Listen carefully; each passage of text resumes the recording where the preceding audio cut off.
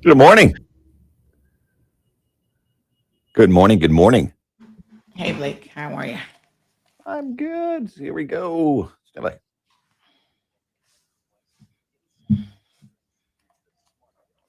I need my other headsets back. Big news. I have some important news for you. Interesting news. It's Blake and Darren's Spilling the Tea with Sandy.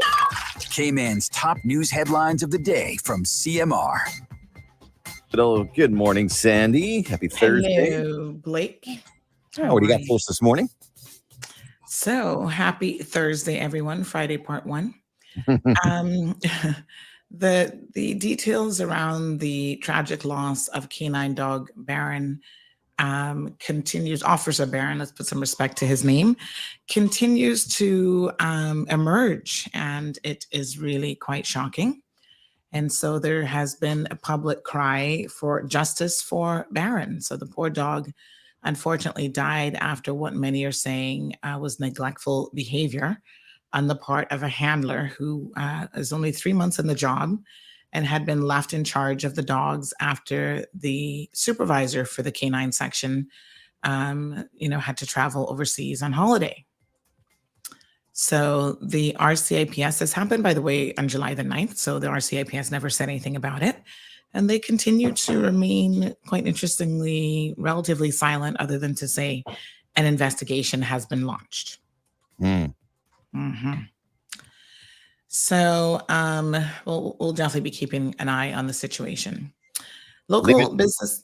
Yes, sir. I was going to say, leave it to you to uncover this. Oh, yes. We're digging. We're digging deeper than most dogs, I think. Local businesswoman, Miss Mitzi Callan, has informed everyone that she has a new development called Morganville, which caters to people with disabilities. So this is quite different and interesting. As many people know, Miss Callan had a son that was disabled, and he has unfortunately passed away a number of years ago. So this is in memory. She says it was a promise to her mom and her late son, and it's going to provide affordable housing options with accessibility for people who might be, for example, wheelchair bound or have other disabilities that they're dealing with. So quite interesting that it's disabled focused. So good for her. Yeah, that's good. Must say. Yeah. So the RCIPS has arrested someone and charged him for having a firearm with ammunition. Now, the interesting thing about this case, it's just not any ammunition. It was actually an air gun. So, yeah. Well, they have those here. I think some people use them for the iguana calling air guns. Yeah. Huh. Well, anyway, I'm charged with possession of ammunition and a firearm, and age 40 of Northside. So we'll see where that particular one goes from there. Speaking of calling, really quick sidebar, I was just talking about how Florida is launching on Friday their statewide python hunt. So you can it's kind of like the Everglades. It's in the state of Florida. It's an invasive species, much like the iguana is here. But it's like a fishing tournament. They have a snake tournament. The one who can find the biggest snake wins the money. Wow. So you remember our Jamaican deportee? Yes. He has now been charged in Jamaica with murder and shooting with intent. So that came down on Monday. So that situation for him continues to develop. But let's not forget that there are still two more men. Somebody was reminding me just this morning, there are still two more men out here in our community on the loose.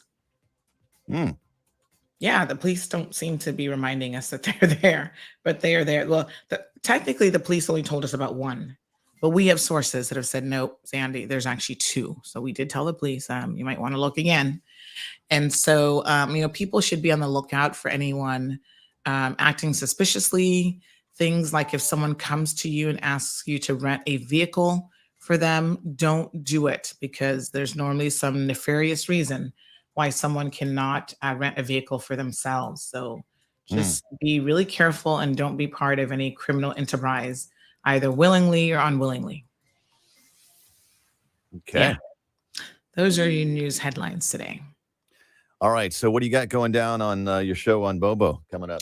Well, we're going to dig a little bit deeper into the dog situation because I need to update our listeners. We are going to be discussing some Cuban nationals who have been scaling the wall at the detention center. Again, another situation that wasn't reported to anyone, but we actually have video footage of them doing it. Wow. Yeah. And then we've got Recover coming on board to tell us all about, there's so many accidents on the road, and sometimes you get in an accident and you don't know what to do. Well, these are the experts that you call that can assist you with getting things sorted out. All right. Well, check out Sandy's show coming up in 2 minutes on Bobo 89.1 FM. Have a great day. When is Erin back, by the way? She's back at the end of the month. She's in Napa Valley this week. Oh, nice. Yeah. Who knows? Proper vacay. It's nice. Yeah. She's doing a vacation within a vacation. She's left the kids with her parents, and now they've flown off to San Francisco and enjoying a week in wine country. So beautiful. She'll come back well rested. Yes. I would love that. 2 months away. That would be great, wouldn't it? Yeah, absolutely. We'll see you tomorrow for the Friday show, okay? All right. Have a good one. All right, you too. All right, good folks. We're going to be kicking off our show here shortly. Let me make sure that I have got the links open for Bobo. Hopefully no issues this morning. I'll update you guys once we get started and kind of what was going on there. I told y'all it was on my end. I felt very, very confident yesterday that definitely was not my issue. And so, yes, it wasn't. So we'll fingers crossed. And then I lost something I need you guys to help me find. Tell you all about it here in a second.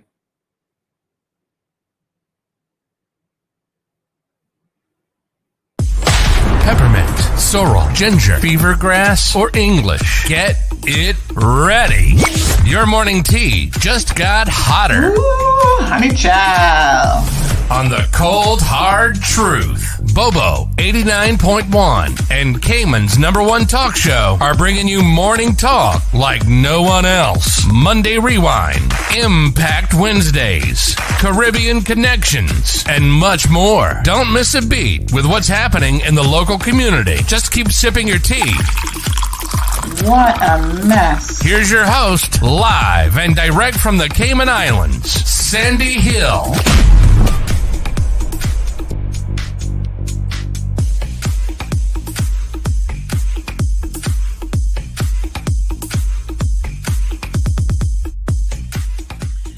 Good morning, Cayman. Rise and shine. Wake up, sleepyheads. If you're still sleeping. Peppermint, sorrel, ginger, beaver grass, or English. Repeat button. Let me turn that repeat button off. A lot of you are up with me. Good morning. What's in your teacup this morning?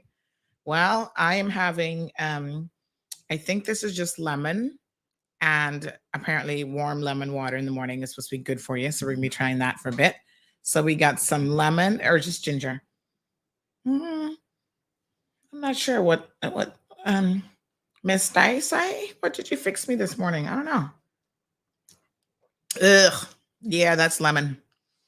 Lord have mercy. Lemon and just warm water. 936-2626 is the telephone number. You guys know. Call in anytime. Join the conversation. My voice is slowly but surely coming back. I think by Monday, it's going to be full on, ready to go. So yes, how are you guys doing? Happy Thursday.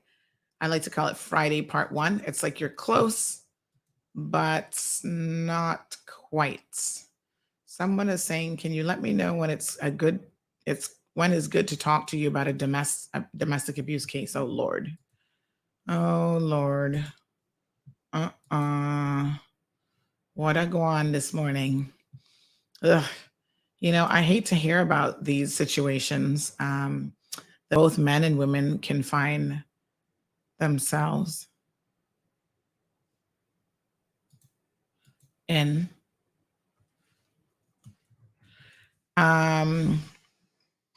Because there's always somebody out there who's willing to abuse you if you let them. And I think that's the key. Don't let people abuse you mentally, emotionally, psychologically, whatever you want to call mental abuse, because that's all mental abuse. Financially, there's a lot of financial abuse. People be taking your money and, telling you that you're at their mercy on what you can spend your money on, or it's just crazy the things that people do to exert control over other people. Trying to control their behavior, where you can go and when you can go, and it's just so bizarre. And if you find early on in a relationship that someone is trying to do those things to you, trust me, get out. The quicker, the better. Because once you get in too deep, and next thing you know, you got a kid with the person, then it's like, oh Lord. So I need some help this morning. Will y'all help me? Somehow I have managed to have lost my pendant, my coat of arms. I'm so excited about this. So I didn't miss it until last night when I went to do the Premiere Access show, which, by the way, please don't forget that every other Wednesday, the premiere comes on, provided there's nothing like he's not traveling or he's not sick with COVID or there's no conflict in his schedule. He comes on the show for an hour. It is aired on Bobo as well. So you can tune in, you can listen. And he comes on the program and he answers your questions and, engages directly with folks. And it's always a good time. So last night we talked about a few things. Always on the agenda, of course, is minimum wage and some other things that people are pushing. We talked a little bit about transportation last night. People gave their feedback on electric buses. A lot of people don't seem to think it's going to work here.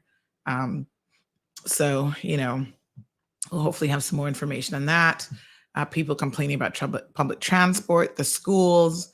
So there's a number of topics that actually came up in the hour last night. The hour goes by very, very quickly. So when I was doing the show, I touched my neck and I noticed that I only felt like a little something. And I was like, oh, because sometimes I just subconsciously touch it. And I thought right away, my brain's like, oh, that's not right. But my brain excused it and said, oh, maybe the pendant went around the back and I was touching just the clasp. So I didn't think too much of it. And then afterwards, I went and sat down. I had a little plate of dinner. I had some shrimp, something or another. And then I touched it again. And I was like, wait a minute.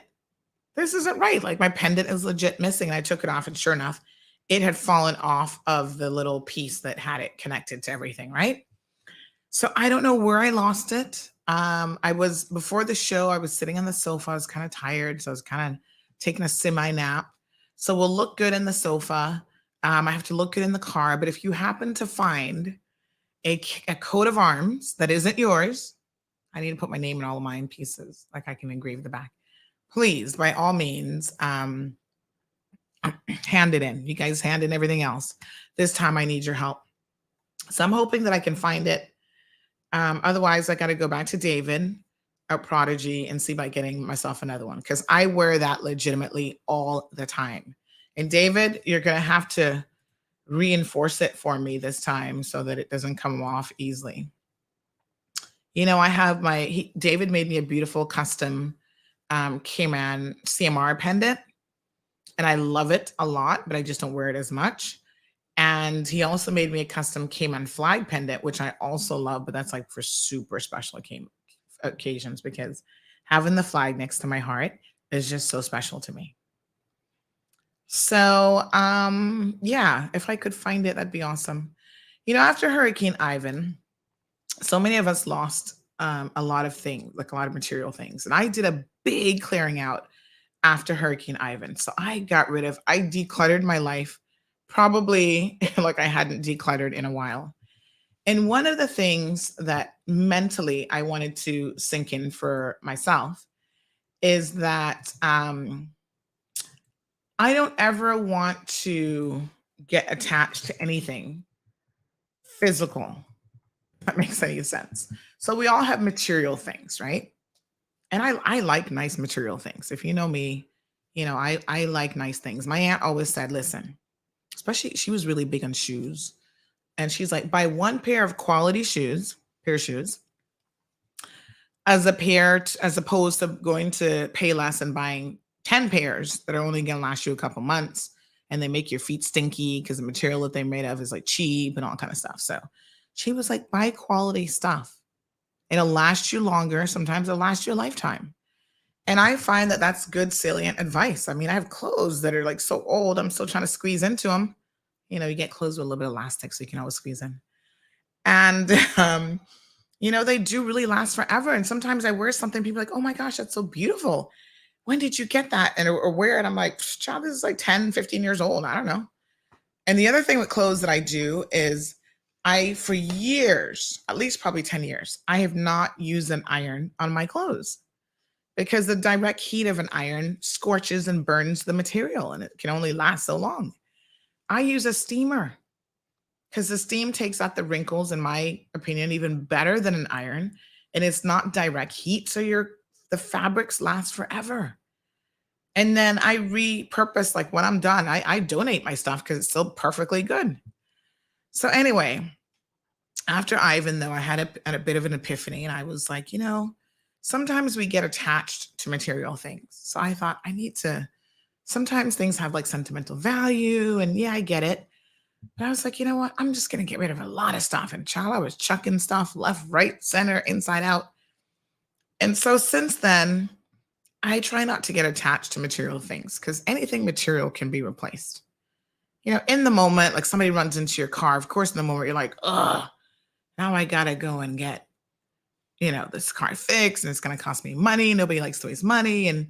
But all that stuff is disposable and is replaceable. But there are a couple things that I have that I really, like my Cayman coat of arms and my Cayman flag. It's not that it's jewelry because, whatever. And listen, the money over the years that sometimes we can waste on jewelry, like buying a $6,000 bracelet and all that kind of stuff. Child, now I'm like, I need $6,000 for school fees. Let's be very realistic here, right? So different stages in your life, I think you go through different things. Many, many years ago, I had a Chinese pendant that had bamboo around it, and I lost it. Ugh, don't even get me started on how. Thanks, Cash Whiz. Let me just say that. And and so it's supposed to be somewhere now in the Philippines, according to them. I tell you. And that was a piece that was so unique and so different. And for years, I've been scouring the internet, trying to find it. It was a piece that I found when I was in university, just randomly in a mall that was like closing down, and a little Chinese shop like had it left. And I was like, oh my God, that's so different and so beautiful. And I had it for many, many years. So, sometimes you do get attached to like little things for like sentimental reasons. They have a certain memory attached to it. Like I remember when my aunt saw it, Aunt Lottie, she was like, oh, I love that. Will you give that to me? And then when I die, I'll leave it in my will back to you. And I was thinking, now, Aunt Lottie, you say a lot that has common sense, but right now you ain't making no damn sense to me. I must give you something and then wait to get it back in your will? I don't think so. I was like, no, honey, chill. My cousin William would probably snatch that up. So I was like, nope. And of course, I had no expectation. I didn't get anything. I don't even know she left a will. I don't even know. Because I wasn't there with my hands out looking for nothing. So I don't know. She might have left me something in her will, and William just was like, forget about Sandy. She's in the Cayman Islands. Anyway, yeah. So if you see my pendant, keep an eye out. Let me know. I was trying to backtrack my steps yesterday. Stopped over at court for a little bit. I walked over to the coffee shop. I'm going to double check the car. I took my daughter for swimming lessons. Like in my brain, I'm trying to think, okay, when? I do feel like it was later in the day. So, I'll check. Maybe it fell out at the school. Like I'm just, if you see it, y'all let me know. So good morning to everyone. So yesterday, we have, this person says, don't worry, old heart will fix you up. Aw. Big shout out to David's wife, Miss Yolanda. She had 50th birthday celebrations yesterday. She looks really good for 50, child. Crosby Solomon's birthday's today. I hear you there, Crosby. Anybody know Crosby? Tell Crosby CMR said happy birthday. So we had some technical difficulties on the radio yesterday. Hopefully none today. It turns out, I was sitting here, y'all were like, restart the computer. And I said, I don't think it's me. We're solid over here. Turns out it was actually Logic on their end. Somehow Logic had me blocked. Like they could see me logging in, but they couldn't get the audio. Anyway, eventually they figured it out. Good morning, Miss Vernita. I'm going to give you guys a little bit more information about the dog situation. I hate even talking about this situation because it's so upsetting, really. Evelyn is here. Robert, good morning. Marshall, good morning to the beautiful Anita. Oh, yes, Anita, I love your photo. Good morning to Dean. Dean says, good morning, Sandy, and the CMR community. Happy Thursday. Every blessing. Thank you.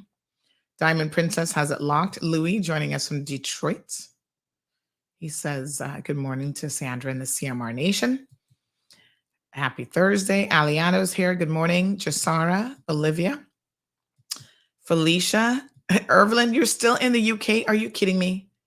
Are you planning on coming back? Child, she's enjoying her best life over there. She said, well, it's lunchtime for me. Yes, honey child. Dave, good morning to you. Good, sir. How are you? Looking good. Looking good. Miss Morna. KK says gold and clothes. Is that your Achilles heel? Are those the things you kind of get attached to? I feel like we all have something. Like I said, right now I'm trying to detach myself from things like bills and mortgages and ooh, honey chill. I'm trying to pay off the mortgage. Oh, the sacrifices. I told y'all I'm going to sell my car. Did I tell you this? All right. So listen up now. Anybody wants a car? Got a nice car for sale. So I have a Mercedes. It's a 2017. And so this is like the part in the life of vehicle where you can still get pretty decent value for it before it's like over the hill. So I've decided I wasn't going to sell it. And then I got myself a Honda HRV because all these gas prices, honey child. And my husband said, so what are you going to do with the Mercedes? And I said, what do you mean? What am I going to do with it? I'm going to keep it. It'll be like a weekend drive out car. If you have to go somewhere nice, you get in the Mercedes. And he said, he's so practical. Oh gosh, he's so practical. So he says, why don't you sell it and we'll put that on the mortgage? And I was like, why do you always have to make so much damn sense? And then I said, no. And of course, the logical part of my brain was like, Sandy, every day you're hustling yourself, putting a little bit extra in the mortgage. This would be a good payment on the mortgage. So, think about it. And I said, So I took it in for an evaluation. And in my brain, I'm always looking for an excuse, right? So I said, well, if the valuation comes in and I set a number, because that's what I think it's probably valued at, then I'll put it up for sale. If it doesn't, then I'm not going to sell it. And sure enough, it came in $500 above what was in my brain. So I'm going to stick it up for sale. Yeah. Thinking of the bigger picture. And then in 2025, the end goal is I'm going to save up some money after my mortgage is paid off. My goal is in 2025, once the hybrids, because I think the hybrids are coming out in 2024. And you never buy the first of anything, like vehicles, and you kind of wait. The first full hybrid Mercedes, you wait. And then, they'll work out all the kinks. And then, version 2, you'll be ready. So I'm going to save up my coins for 2025. And the idea is, this is financial freedom that as I'm getting older and wiser, I'm working towards. I never want to have to go to the bank to borrow money for a car again. This is me maturing in my fiscal awareness. So the plan is to save my money for whatever, doesn't matter what I'm buying, could be a little dinky-dinky-dink that drives. Whatever it is in 2025, I'm going to save my money and walk in and pay cash for it. I'm going to just write them a check. So here you go, or send it wire and pay for it myself. Good morning to the beautiful Barbara. Irvlin says, I hardly press. Yeah, child, don't press your clothes. KK says, I have a shopping problem and I go now here. Yeah, I mean, what woman doesn't like to shop? I love to shop because I like a bargain. So when I go into a situation, I'm like, discount time. But yes, we all like to shop. And when you find something, I find that with shoes, sometimes I find a pair of shoes that I really, really like. And then I end up buying the same pair of shoes more than once. And I come home and I'm like, oh, I had those shoes already? Jeez, and peace, really? I probably do have a little bit of a shoe problem, I will admit. But for me, comfortable shoes are really, really important. Now, don't ask my husband about my shoes because he'll tell you. He says that I like granny shoes that are ugly. And for me, it's all about comfort. And he's like, oh, those are the most hideous looking shoes. He always tells me I have horrible taste in shoes. And I try to explain to him, it's not about the look for me anymore. That's when you were in your 20s and 30s. Now it's about comfort. So, Al Ray says, finders, keepers, losers, weepers. Aw, no, let's not have that be our mantra. People turning everything to us. I told you the other day I lost my debit card. And I was surprised that nobody found it and turned it in. Well, turns out there's a very good logical reason. It was lost in my own car. And I did look in the car and I just didn't see it. It was underneath something. It's so flat. And exactly where I looked is where I found it eventually. I was like, are you kidding me? But anyway, it's actually a good thing because I saw somebody charging me. When I lost it, I got a notification saying, oh, your payment for $25 didn't go through. And I was like, wait a minute. Why am I paying you $25 a month? I hadn't subscribed to your service and what I thought was forever. So they were charging me $24.99 and I wasn't even paying attention and missing that money. That's $25. Hello. That's lunch money. And so I emailed the company back and said, I'm not even using the service. Why am I paying? They said, oh, well, we don't check to see who has an active service. We're just charging you. And I said, oh, you're not anymore. Good thing I changed that card. So sometimes it's good to change cards because then all these automatic charges, that you signed up for years ago can stop. Evelyn says she's just taking a long vacation. Good morning, Miss Brenda. She says, good morning, everybody. Good morning, Dion from the Bayanihan community. So good to see you. Barbara says, I hate to shop unless it's for tools. Tools? Like hacksaws and that sort of thing? I'm not into tool shopping, not at all. Clothes, shoes. Not so much, I don't really buy a lot of jewelry, I'll be honest. And David got me set up recently with a few pieces. I don't feel like I need anything else. Although no lady would turn down, birthday coming up, no lady would turn down a beautiful tennis bracelet for her birthday. You guys know this already, right? My husband's not really into shopping, none at all, chill. He is the worst. And, he's given me a new appreciation of how not to appreciate like certain things because he just doesn't care about certain things. So, sorry, it's kind of funny how people can rub off on you with certain things. Like he doesn't wear jewelry at all. He doesn't even wear a wedding ring.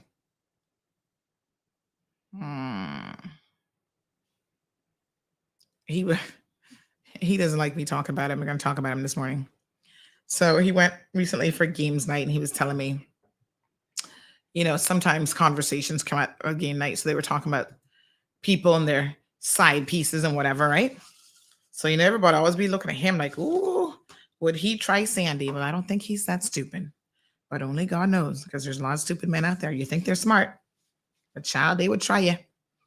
So he said that he told them, he said, well, if I decided to get a side piece, and he likes to joke a lot. You have to know his sense of humor. He said, I would have to take her first to Sandy to get approval because, they say that if you're cheating on your spouse, who you cheat with is a reflection of your spouse. So he's like, I need to get her permission to make sure that this person would be up to par with what she would expect. And they're like, what the hell?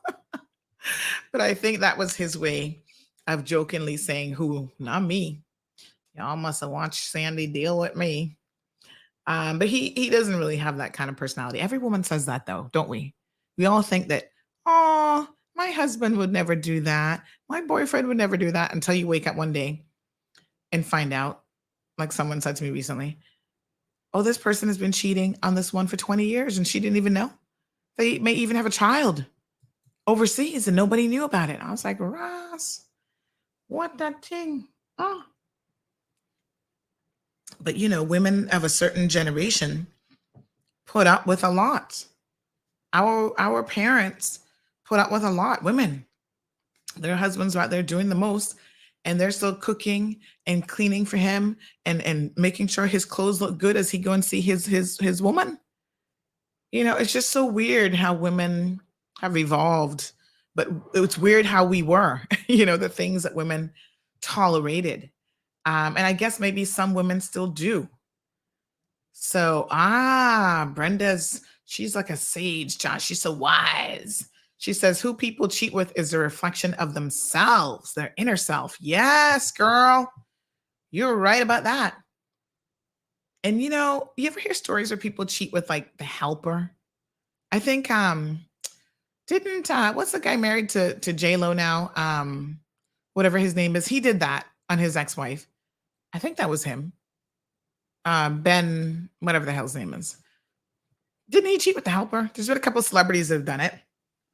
I had a neighbor once. I'm not going to go too deep because y'all might be able to figure out who it was. And he cheated with the helper. But the wife never left him. Like I said, she was of that generation where you just stayed with the man no matter what. And he cheated with the helper. I'm like, to me, that is an insult beyond insult. Like, in your own house. Lord Jesus.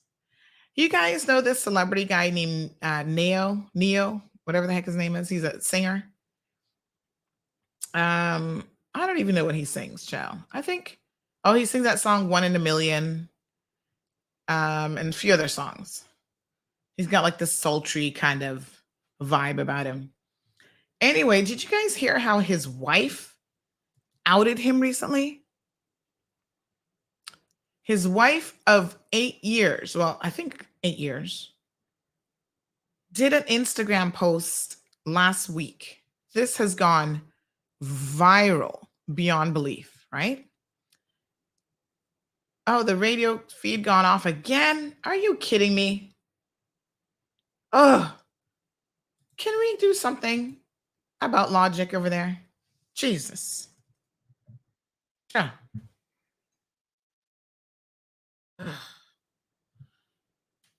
Oh, somebody said so did Arnold Schwarzenegger. Yes. And he even had a child with the helper. And child, when you look at that helper compared to his wife, you're like, maybe she put something in the food because she's not even remotely cute. What the hell? He must have liked her cooking, honey chill. And next thing you know, the cooking went from cooking to tumbling in the sheets. But Crystal Renee Smith, this is her husband. Neo, I don't even know if he has a last name. Everybody just knows him as Neo. So she posted on her Instagram. She says, to say that I'm heartbroken is an understatement. To ask me to stay and accept it is absolutely insane. She has 3 children with the singer. And she wrote this post on July the 31st. She says, I gained 3 beautiful children out of this, but nothing else but wasted years and headache. She went on to say, I choose me. I choose my happiness and health and my respect. Damn. Unbelievable. This dude. And the thing about this relationship is she says, let me go on and tell you what else she said, because child, this woman was holding nothing back in her Instagram post. And I'm like, wow, I guess people do put everything out there. That we live in a day and age where it's not just you and I that are putting your business online, even the celebrities. This is a woman who you can tell. And by the way, she still has it up on Instagram. I just clicked on it and it's still up on Instagram. This is clearly a woman who has had enough. And she is just like, dude, I'm going to out you and your shenanigans. And I'm just done. Right? So let me see what the messages are that are coming in. Yeah. So I'm told that they're going to be coming and looking at the radio connection because something's wrong. They be trying to block my feed, honey, chill.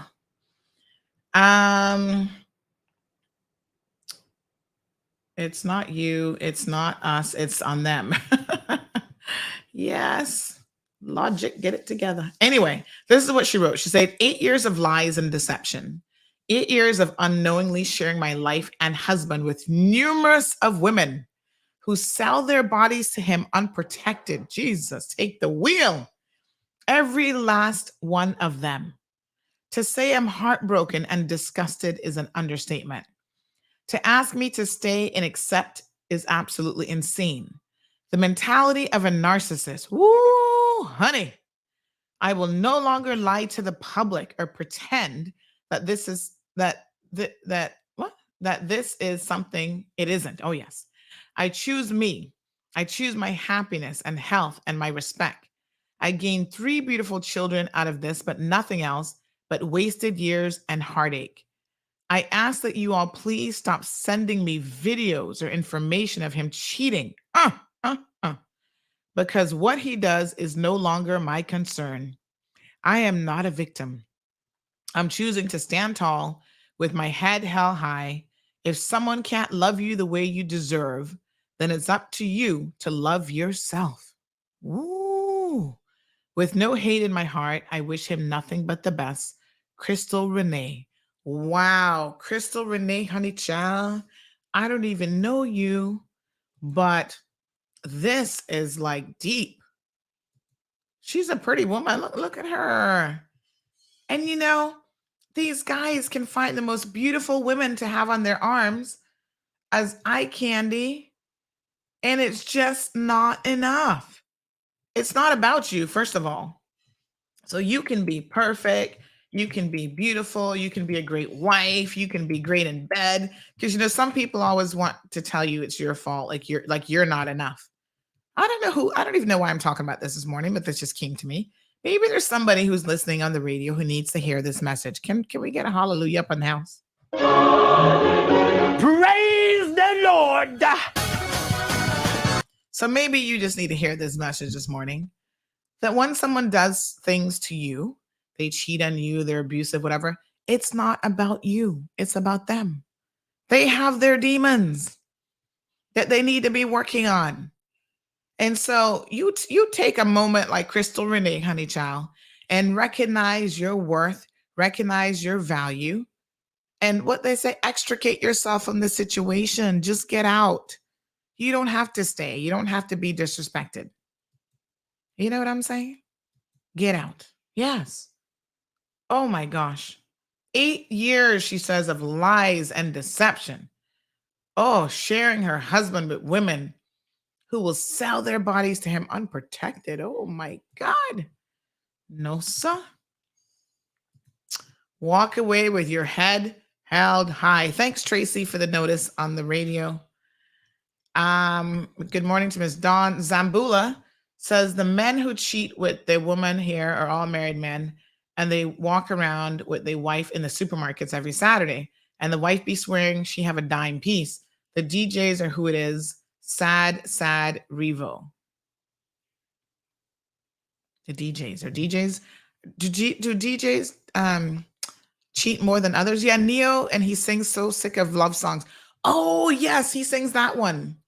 Yes, he does have a good voice, and he's done a couple, I think, decent songs. But child, he'll soon be sick of divorce court because you know she's gonna take him to the cleaners after 8 years. I don't know if they have a prenup, but anyway, normally things like cheating kind of negates prenup. So yeah, he better be ready to pay this woman with her 3 children, because she'll be like, I need some serious child support.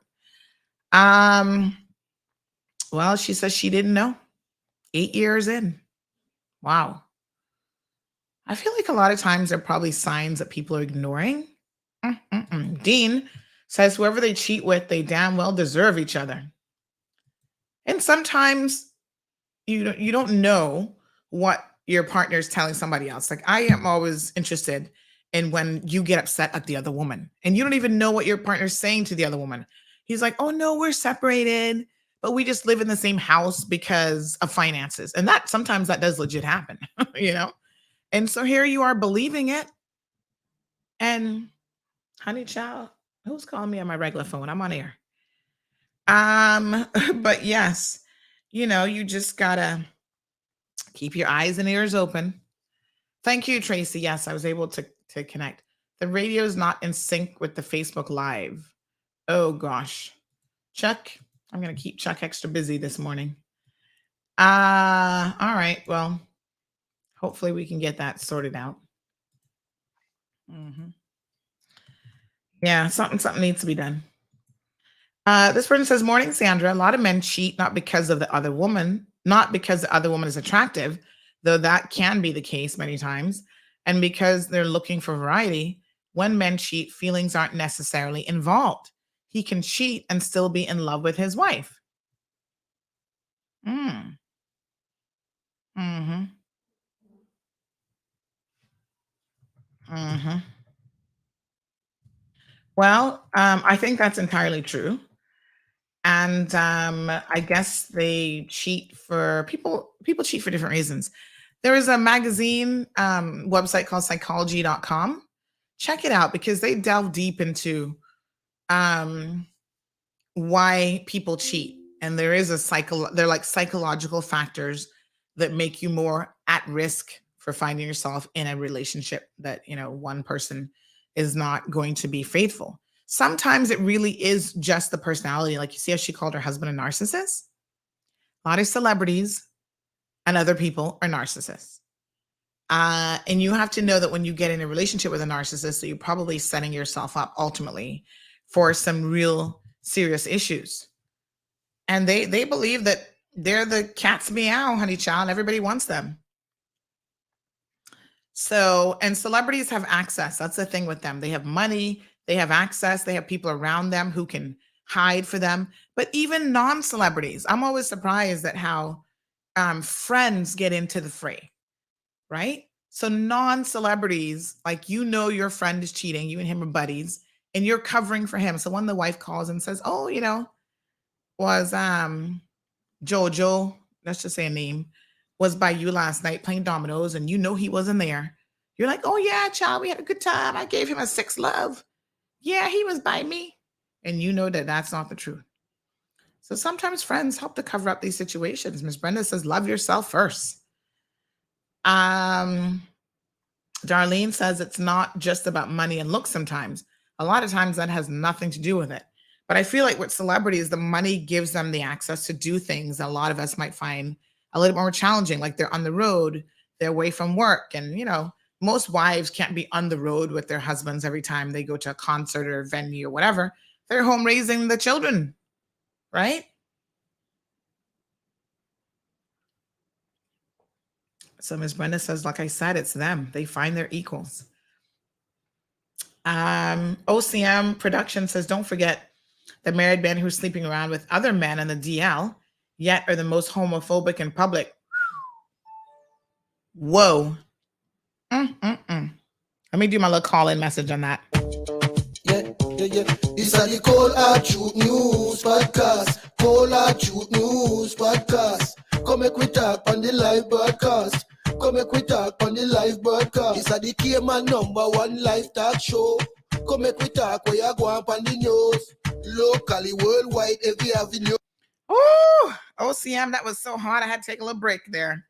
Call in 936-2626.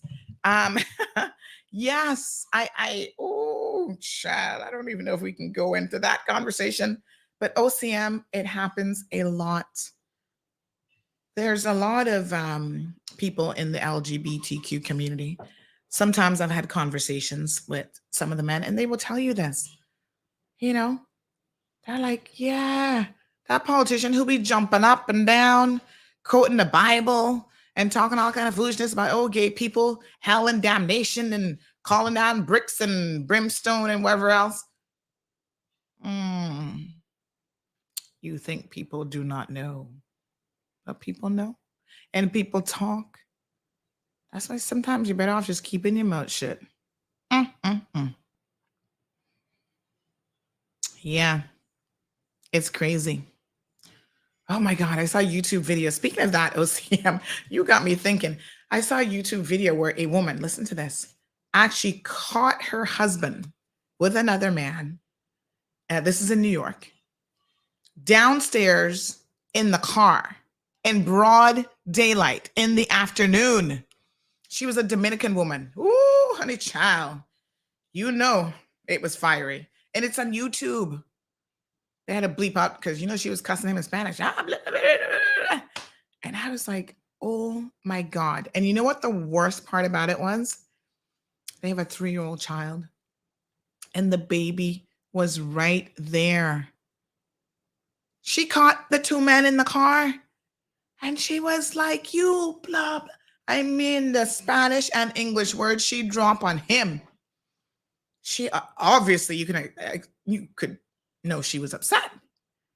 And then she opened the door and she was like dragging his behind out of that car and started beating him. And the poor child started crying. I said, no, mommy, por favor.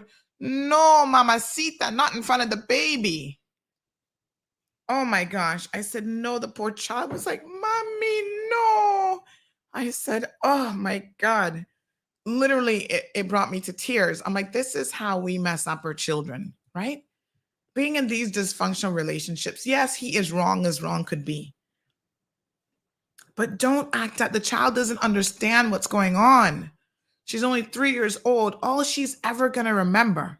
Because I think I don't even know how the wife, I think somebody passed the vehicle and messaged her. And she was upstairs with the baby. And they're like, you need to come down here right now. And she literally caught them in the act. And of course, she bring the baby with her because nobody else was there to mind the baby. I was like, no, man, you just walk away. And she was, oh my God. And he was like he's like a DJ or something in that scene in New York. And so then, of course, he went to, I tell you, everybody takes it all to Instagram, Twitter. And he was like, no, you know, this isn't true and blah, blah, blah. But then the guy that he was with was like, he was like, yo, it is what it is. And I was like, no, y'all are so messy. That poor baby. Oh my God. The baby, like when the baby started crying, that's when I was like, no, the little tears coming down my face. I'm like, no, you can't do this. Aliano says it doesn't take much for men to cheat. Really? She can't. Aliano says she can have one messed up leg, but look good hopping along on the right. Aliano, you're crazy. On the right light, I think you meant leg, and the right angle, and boom, a man can find attractive in the lightest things. We aren't like women that need a whole portfolio of things. So Aliano is basically saying that men have no. Oh my God, are you kidding me? That men have no taste? Is that what you're telling me? No, sir. What the heck? I'm sure it goes both ways, Aliano, but what a mess. Dean says, big tune, big tune. Ay. Good morning to Debbie. Thank you. She's loving the lipstick this morning. You know, my little Gianna, when she sees me putting on lipstick, she's like, Mommy, can I have some lipstick? Because, you know, Daddy is like, no lipstick, no makeup, no nail polish until you're 25. So now sometimes we let her put on a little bit of the kitty nail polish on weekends only. So during the week to school, you're not allowed to wear any of that stuff. And, you know, she's starting to get curious now. She's very much she's very like a diva, totally divalicious. Like she'll put on 5 layers of clothes, the little tutu and the pants underneath and the jacket. And it all looks really jacked up and crazy, but she thinks she looks so cute and she'll waltz in. Oh, look at how I'm walking. I'm just like, Lord have mercy. I said, please, don't let your father see with all these layers of clothes on. So the other day she had a really funny question. She's like, how do you get earrings in your ear? I'm like, well, you choose to get your ears pierced, because I think she saw a baby with like pierced ears. And she's like, how did that baby get earrings? And I said, well, you can get your ears pierced. She's like, oh, so I can get my ears pierced? And I said, well, one day, we wanted her to make that decision. And I said, but you need to go to like a professional to have it done. And then I kind of threw in there, this is me trying to be smart as a mom. And you can only have it done in Miami, because then I'll put off like the Miami trips forever now. She's like, oh, okay. Oh, Miss Brenda. Yes, she says, I think she was in such shock. She probably didn't realize that the baby was there. Think about it. Yeah. No, I mean, listen, I'm not judging her, because I can only imagine the surprise. And honestly, in that situation, none of us can say what we would do, even with a child there. But looking at it objectively, I was just like, oh, please think of the baby. But yeah, he wasn't thinking of the baby either. My God, people can be so messy. Miss Morna says, if the breeze blew up a woman dress, it's already in the foreign press. Whatever happened, it's in the press. Whatever happened in the dark must come to light. Just saying. She said, if a breeze blew up a woman dress. Well, things don't stay silent the way they are anymore, because the definition of the mall road has changed. Back in the day, men lived in Town and had a girlfriend in Georgetown. So the wife was home, raising the children, tending to the children. She might know that the husband was getting on the horse back and driving up the road, or giddy yapping up the road to see a girlfriend, right? And I think a lot more things back in past times were acceptable that are no longer acceptable. Yes, women have found their strength, child. And a lot of women will tell you that they lived a life in the shadows of their husbands, even though the husbands were less intelligent than them a lot of times. He was the breadwinner just because he was a man and you had to stay home and raise the children. But there were so many women who just have such value over the years that they themselves didn't know their own value, and they didn't know what they were bringing to the table in these marriages and these relationships. And I find that Caribbean people in particular still suffer a lot from this. That poor young lady, Donaldson in Jamaica, that lost her life at the hands of her police officer boyfriend. He's now been charged, by the way, with her murder. We'll see how the case progresses. But I look at her and I go, wow, such a beautiful young lady. What was she even doing with this guy? But, I don't know the full story. I don't know how much she knew about the side piece, or she was really the side piece and didn't even realize she was a side piece living with this man. And here he is out in the streets, got another woman pregnant. She was beautiful. She seemed to have had stuff going for her in terms of being a social media influencer. But at the end of the day, none of that matters, right? When you have someone who's willing to take advantage of you, and sometimes you don't even know that they're taking advantage of you. I was reading an article recently. There was a woman who unfortunately lost her life. She was trying to leave and divorce her husband. This is a very serious topic now. And women are the most vulnerable when they're trying to leave a relationship. And this is something that you've got to recognize.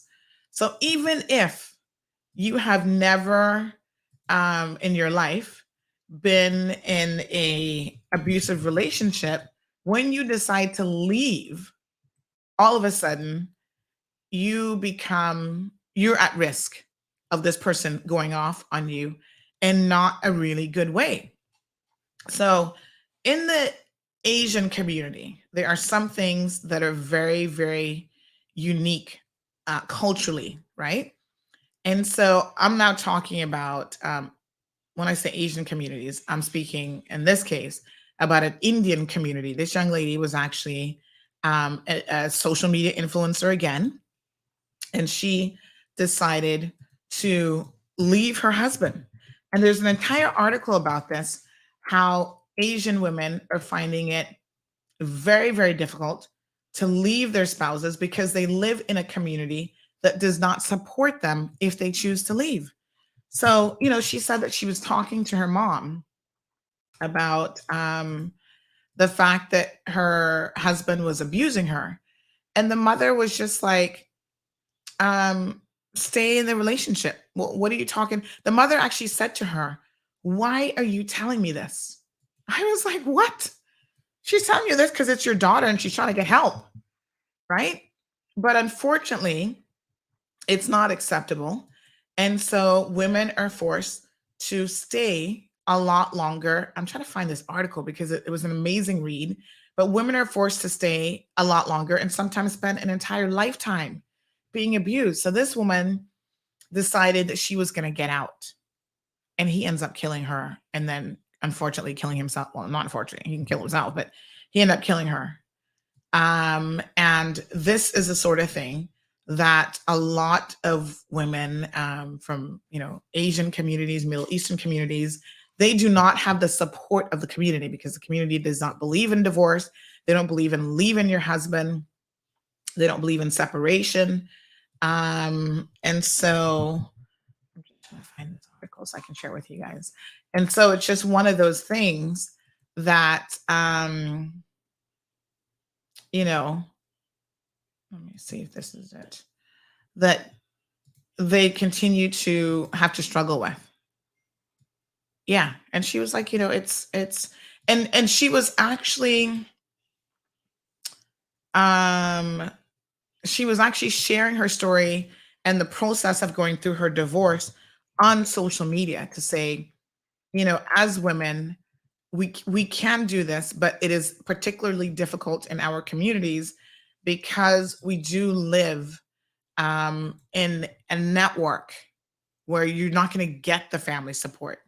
Your family will abandon you because as a Indian woman, you decide that I need to get out of this relationship, and they're very, very family oriented. So to think that you're going to lose a spouse and then you're going to lose your own parents because they're going to side with the spouse saying, well, you should leave him no matter what he does to you. It is very, very challenging, I think, for people, to say the least. So when I find the article, I'll post it online because, I think we have to appreciate, we live in a world now where so many of us we have access to other people. So a lot of us are we're marrying people from other cultures and all sorts of other stuff. And there are times when you don't understand the cultural implications of what you're necessarily getting into. Like on the surface, it looks good. It's kind of like remember the Caymanian lady who married this guy, although I think he was Caymanian, but he converted to Islam and then went overseas or had some kind of Middle Eastern connections or whatever.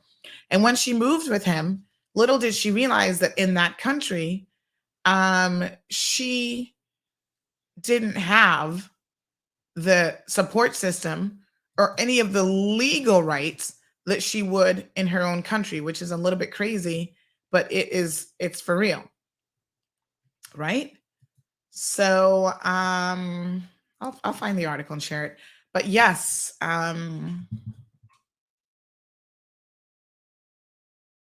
yeah. So, you've gotta be, I think you just have to be careful when you get into certain situations, not just to know the individual that you're getting into a relationship with, but oftentimes, folks, to actually go beyond that and to know the culture that you're also potentially getting involved with. It's extremely important.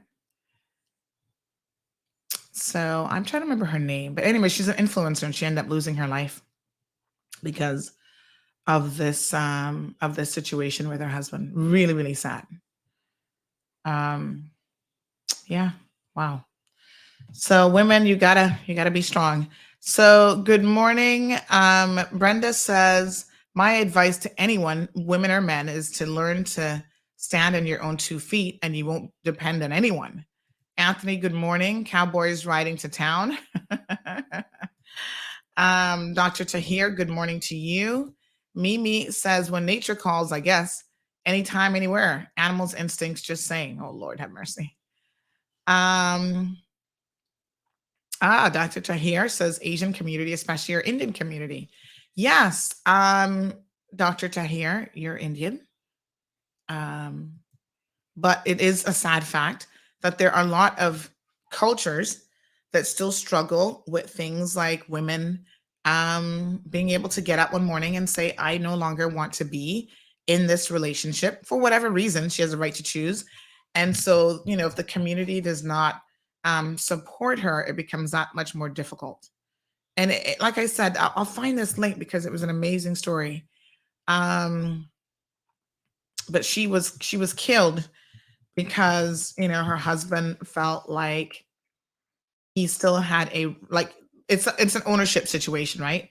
Where unfortunately the husbands believe that they own you and that they can do whatever they want with you. Let me see.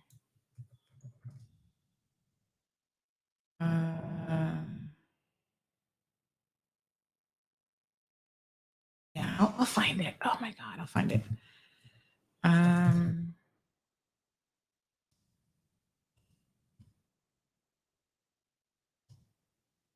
Yeah.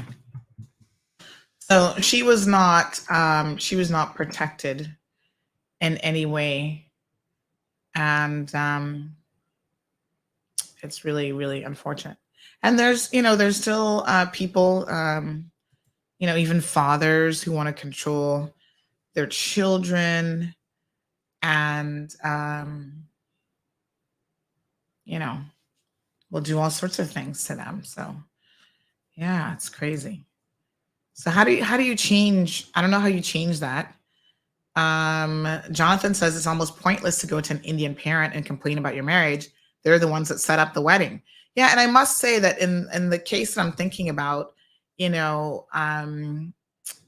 this person was like,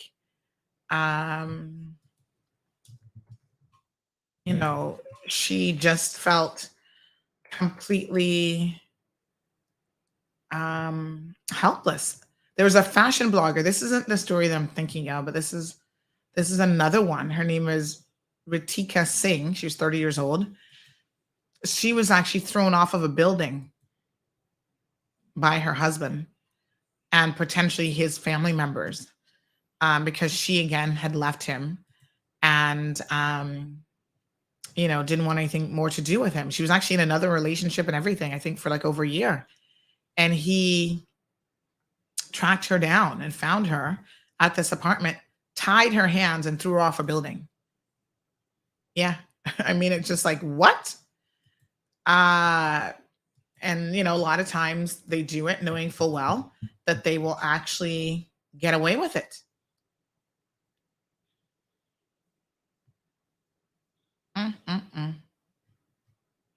It's horrific. But, so all I can tell you is, just try to be careful. Like really try to understand certain things. So Miss Judy, good morning. Judy says, and remember, many of these are arranged marriages in the first place. Yes. And point taken. I mean, I think that arranged marriages in this day and age might not be quite as a lot of them still are. But sometimes it's like a network of, oh, yes, well, my cousin has a friend and this is who, you need to be talking to kind of thing. And your parents put the pressure on you because, by a certain age as a woman in certain cultures, if you're not already married, you're like damaged goods. They're like, you need to get on it. You need to get married. You need to have kids like right now. Put your career aside. You want to be a doctor. You want to be a social media influencer. You want to do all these wonderful things. Yeah, it doesn't quite work out for you. Yeah. So Dr. Tahir says in the Asian community, divorce is a last option. Most of the relatives on either side try to patch it up, which I personally believe is right. But if either party is a very abusive, then divorce should be okay. But divorce should be the last option. Yeah, I mean, I don't is divorce ever a first option for anybody? I mean, I don't think that people take divorce lightly. Well, maybe if you're like certain celebrities who've been married like 20 times already. But I think that most people recognize the seriousness, the serious implications of a divorce. And so it's probably not something that they take lightly in any event. But let me just see. But yeah, I'm gonna find. Oh my god, I can't believe I didn't keep this article because I like to keep certain articles there because they're so just amazing in terms of the points that they bring across, right? But I think that families can be very, very influential in a relationship, right? So if you have the support of your in-laws, gosh, does it not make life easier when you actually like your in-laws? I don't know how many of you have in-laws from hell, but if you don't like your in-laws or you have difficulties with that relationship, a lot of those relationships are going to be doomed no matter what you do, right? This 90 Day Fiance, there's Chantel and the Chantel family. I told you guys I've been into it lately. I got to watch another episode that was on this week. But, the mother-in-law, who, by the way, they're Dominican, but they're very materialistic. The last episode I saw preview, the daughter went there trying to save her marriage. She's like, okay, let me go make up with my mother-in-law. And you know how she had to make up with her? Well, I know my mother-in-law likes material things. So she brought her some really nice designer sunglasses. And all of a sudden, the mother-in-law, who for years had been telling Pedro, oh, divorce your wife, is now like, oh, look, Chantel got me some sunglasses. So now I like her. And I think I'm going to tell my son to stay with her. Certain people only see you as a money bag. And unfortunately, those are the types of relationships that you really need to avoid, right? You can imagine your mother-in-law switching like that just because you got her something nice. And she really doesn't like her. Let's be honest, right? That's very, very clear. So when you have in-laws that you have in-laws that do either two things. They either meddle in your business and meddle in your affairs, and that can be very detrimental. Or you have in-laws like, listen, it's your relationship. We're here to support you, but you're adults. And so you guys need to figure it out. That's good. And you need boundaries in relationships, and you need boundaries with your in-laws. So everybody, I think when you first meet your in-laws, you want to make a good impression on them and that sort of thing. But Lavana says she's got the best mother-in-law. Listen, all of my serious relationships, I was always like the catch, right? Because my mother-in-laws were always like, oh, honey child, we love you. And I'm like, thank you very much. My ex-husband, David Catron, you know what his mother said to me? She's like, you're the best thing that ever happened to him. I was like, aw, that's what she said on my wedding day. I'm like, that is so nice. That is really, really nice. And it's nice when your in-laws love you. And the same thing with my current mother-in-law. She loves me, honey child. But one thing I must say, again, boundaries are really, really important. So my husband says this all the time. There are things between a husband and wife and in a relationship, again, not talking about abuse or anything else, that are personal to that relationship. So you don't even go to your in-laws. If you're having a disagreement, they're not the first people that you run to. You try to talk it out with the party involved and work it out. But in-laws can make or break a relationship, I'm telling you. So make sure that you really understand what you're getting into. So Ms. Brenda says that it happens in any community. It's about the ownership mentality, very sad and very frightening. I feel like in the Caribbean community, we have a lot of that as well, where men still feel like women are property and they can own them. And it's horrible when you're treated in that manner, because those relationships are more likely to be abusive. Yeah. So Judy says there's a whole police unit in Mexico dedicated to violence against women because the number of unsolved murders there against women is among the highest in the world, mostly spouses. Well, Judy, I'm not surprised by that. And do you know that I don't know if he's a president or CEO of the Mexican Amazon. So, this dude is like super uber loaded. He is now in court for killing his wife, his ex-wife. I think they were either getting a divorce or they were divorced, but he sent hitmen to kill his wife in front of his own children. Talk about men who have no regard for their children. I mean, who does that? It's bad enough that you're taking the mother of your children away, but to do it in front of the children is like, oh my God, unbelievable. But that's exactly what he did. And so he thought that he was, I guess, above the law because he's the Mexican CEO of Amazon or whatever. And so now they have him in custody and charged with his wife's murder. Yeah. And he paid some little, it wasn't like much that he paid to try to get her killed. Or he did, my apologies, get her killed. So femicide, we were talking about this last week on Wednesday when we had Caribbean Connection Wednesday. Femicide, which is the murder of women, is something that is, a problem around the world. You're more likely as a woman, unfortunately, to be targeted and to be killed by men, again, in relationships because you want to leave them or you no longer want them or whatever the situation is. Unfortunately, women are at a disadvantage. Remember was that Mexico as well? The singer who, again, I think she was like performing on stage when the man walked in to the place in Mexico and just shot her dead. I was like, what the hell? So it's a lot of cultures. You're absolutely right about that. Caribbean cultures, Spanish cultures, unfortunately, women are seen as Ms. Brenda says, it's about, oh, I own you. Yeah. So, Andrea says, if I have to buy my in-laws, then I don't belong in that family, right? Yeah. Jonathan says that will never happen to me again. It costs too much. Oh, were you in a situation where you're trying to, where you were trying to impress in-laws with material things? He says the best divorce is the simple breakup. So Judy says, not always. Modern arranged marriages are more like matchmaking, and the people date with the knowledge the other's looking for a life partner. The problem arises from entrenched traditional ideas of complacency to patriarchy and misogyny. Yes, absolutely.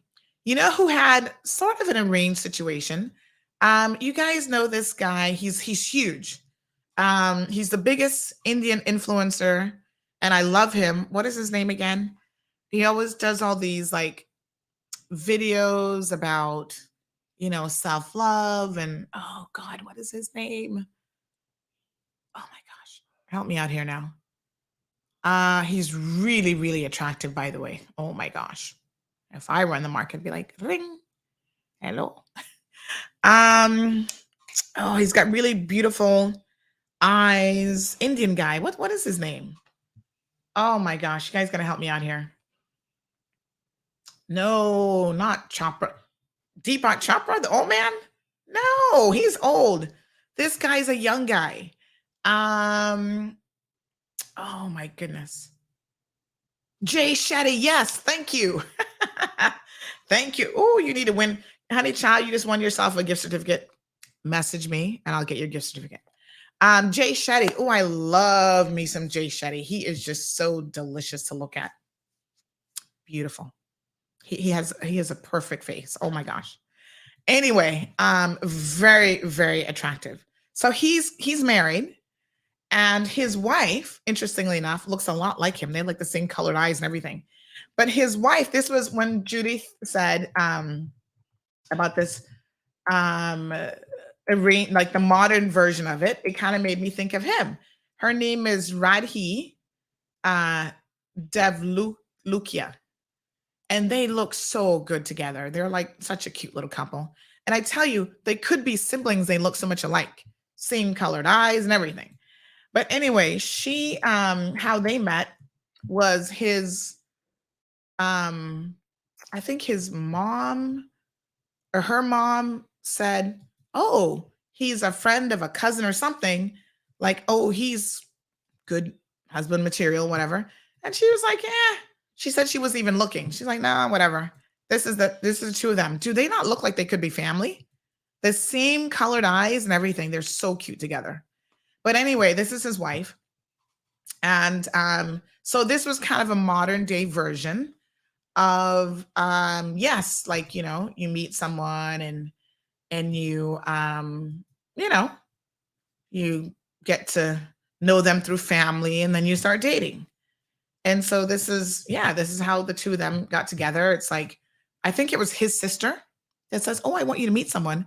He said he was right away like totally into her and interested, and she wasn't as much. She was like, "Yeah, oh, okay, whatever." And so he got to know like her sister, became friends with the mom first or something else before, you know, he was able to kind of wiggle his way in there. And, you know, a lot of times that's how this happens. Now they're the cutest couple. You know, they're all over social media because she's not as big as him, but she does her own little like social media page. And the two of them are so cute. But yeah, so this is a modern day arrangement. You know what? To some extent, it's not a bad idea. You guys, I told you about my first love was Sri Lankan. And I understand the concept of arranged marriages. And Prakash always used to say to me, you know, you can learn to love someone. And at first I thought that was the craziest idea in the world. I'm like, how do you learn to love someone? And as I matured in life, I got to understand quite fully what he meant. It's not about the Western idea of love is like, oh, love at first sight. You've got to be in love with this person right this second, right now, and all this kind of stuff. It's not really about that. It's about you have common ground, you have things in common, you know, you get to know each other, similar belief systems. Like the more you have in common, the more likely you are to be able to make it work, first of all, long term. This concept that opposites attract is a fallacy because the real question is opposites attract, but for how long, right? If you're in it for the long term, believe me, you find someone who you have common ground with because that is what is going to make the relationship work. You have less to fight about when you think about it. And so, you know, I appreciate now what Prakash was saying all these years ago. When I was in my early 20s, I'm like, no, I was in the Western mode of love. Like, you've got to love this person before you can even think about marriage, whatever. And for most of us, that is a very superficial love. That's based on physical attraction. You know, we're attracted to certain things. It's very, very superficial. So as time goes on, when all of those things start to dissipate, right? You know, the looks are like, you wake up every morning with the person, you're like, yeah, you again. You know, it's the commonality and having common interests and whatever that will be the glue that will help you stick together and stay together. And so, you know, those are the things that are really, really important. So yeah, Jay Shetty is some serious eye candy. I think he is so attractive. But more importantly, I love what he says. Like a lot of you know, he was actually a monk. I don't know if you guys know this about him, but he was actually a monk. He decided he wanted to be a monk, and he was in the monastery for many, many years. And so he brings a lot of that knowledge of self, being self-aware, to now his platform. And he has this humongous following, you know, of what he does. But this, yeah, he met his wife through getting to know her mom first. And, you know, you always get in good with the mom. And, you know, yeah, you can then talk to the daughter after that. Because if a mom likes you, like I said, you know. Sabrina said he just did a segment on her first language and how he had to learn how to get through disagreements. Oh, her love language, her fight language. Oh, yes, I saw that one. Yes. So, you know, the concept of, I feel like, I don't know why we're talking about relationships this morning, but we're going to go with the flow. You know how they talk about love languages? Well, apparently, yes, I saw that, Sabrina. We have fight languages, which I never thought about until Jay said it, but he's absolutely right. So, you know, some of us, and this is what he was saying, some of us, when we're having a fight with our spouse or whatever, we go into silent mode. We sulk. We don't want to talk about it. And then other people like to force the conversation. I think I'm like Jay. And I understood when he was talking about it, how having a spouse who isn't like that can be really, really difficult. Because sometimes they want you to read their minds. I'm like, listen, I'm not a mind reader. We got a problem. Let's just sit down, talk about it, address it right now. And not everybody's that way. So sometimes people are like, I need a moment. You know, they tell you, oh, don't go to bed angry. Sometimes apparently you need to go to bed angry and sleep on it. And then the next day you feel differently about the entire situation. So yes, Sabrina, I could completely relate to him because I'm that person. I'm the person who wants to like talk about it. And Marlon probably isn't that person. You know, he'll sulk a little bit and he's going to sit on it. And he expects me sometimes to pick up on certain cues. And I'm just like, don't be telling me to pick up on no cues. Just tell me what's going on. I'm that person. Just give it to me straight. But not everybody communicates in the same way, especially when they're upset and when they're feeling a particular way about it. Jonathan says the banks around here almost force arranged marriages because you can't get a loan without being married. No, honey child, you can get a loan without being married, but you might not qualify without another income. That's a whole different situation. Anthony laughs. He says, you again. Do you not feel that way? Let's be honest. No matter how attractive you were in the beginning to your spouse, you know, you've been with them 5 years, 10 years, 25 years. Oh God, after 40 years, I can't imagine. The wrinkles are setting in.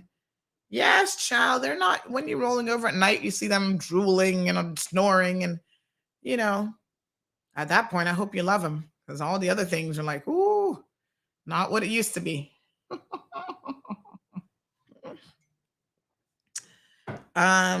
There's a whole question even of whether or not human beings are designed to be with one person for the rest of your life. Most of us do it because we want to have a family, want to raise kids, and, you know, that's the ideal situation. But, you know, there's some people that have these, what do they call them?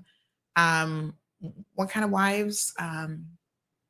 Sister wives or whatever. But you notice how it's always the men who get the benefit of having more than one spouse? And I thought about this, and then I said to myself, actually, this just demonstrates that men are not as smart as women. Because what person in their right mind wants more than one spouse? I mean, think about it. One isn't enough to drive you crazy. One isn't enough to have to cook for and all this crazy stuff. It's like, really? You want more than one? Because, of course, men are so superficial. You know, they only think about one thing. Yeah. Sister wives. I haven't heard of brother husbands. Oh, Jonathan. Catherine says, my parents managed 68 years of marriage. Yeah, I mean, that's wonderful, Catherine. And it is amazing. And I'm not saying that every older person stayed because they had no choice. A lot of these relationships, people did love each other. And, you know, it was the love of their life. And that's why when you see, even during COVID, it was so sad to see like one person die. And then shortly after this, how the spouse expired because they died of a heartbreak. After 68 or 70 years of being with someone, or even 45 years or 40 years, or, you know, it's just unheard of to know how you could continue to live without that person in your life. It's really, really difficult. Yeah. Wow. So congratulations. Cheers to all the people who can stay married and who actually like each other and who are not cheating like, what's his name? Neo and whatever. This is good. Tiz, I see you. We're going to be having our guest join us here in about 10 minutes. Aliano says, yes, men are from Mars and women are from Venus. They certainly are. And, you know, we communicate differently. I think as human beings, everybody can be different. And so sometimes it's all about just trying to get to know people and really, there's a saying, seek first to understand and then be understood. So a lot of us go into conversations and situations where we want our voice to be heard. We're like, no, you need to listen to me. Listen to what I'm saying. And no, the mantra is seek first to understand and then to be understood. So if everyone walked into a conversation with that position, if everyone, thought to themselves, let me understand the other person's point of view, the other person's perspective, wouldn't that be a much more effective way of trying to communicate with each other? Because if my spouse is talking to me and they're talking and coming to me with a perspective of, I want to understand what you're saying. And I'm also doing the same thing. I'm coming to the table with, I want to understand what it is that you're saying. Then automatically it's just a better position, right? Because you sit back and you actually listen more than you talk. So congratulations to Miss Sue. She's been at it for 53 years. Congratulations. Al says, we are animals in the wild. That one person idea is by design. And I think from a purely scientific perspective, Al is absolutely correct. We're probably not designed to be with one person forever, but we are designed to be with one person forever because of children. And when you go back in history and you look at how Homo sapiens developed and how here we are millions of years later, the reason for that is a man is less likely to take care of somebody else's children. So a woman wanted to choose, and this is all, animal instinct. She wanted to choose a spouse that would be able to give her children, that she could have children with, and then stay with that spouse to protect her and her children.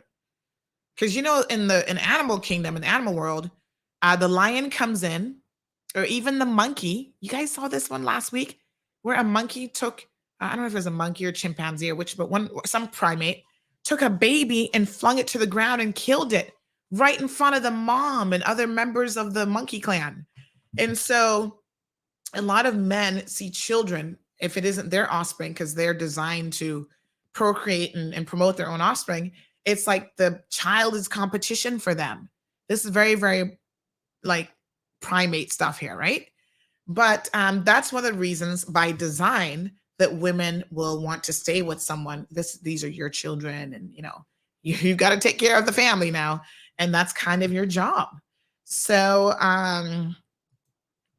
Ms. Sue says lots of up and downs, but no abuse ever, and don't give up so easy with marriage. Try to get through it together. And and I do believe, to Dr. Tahir's point, saying that marriage is the last option, I do believe that a lot of Western cultures, for us, it isn't a last option, because you always think, oh, it's easy to get a divorce. No, we're not going to do marriage counseling. I'm just tired of looking at you.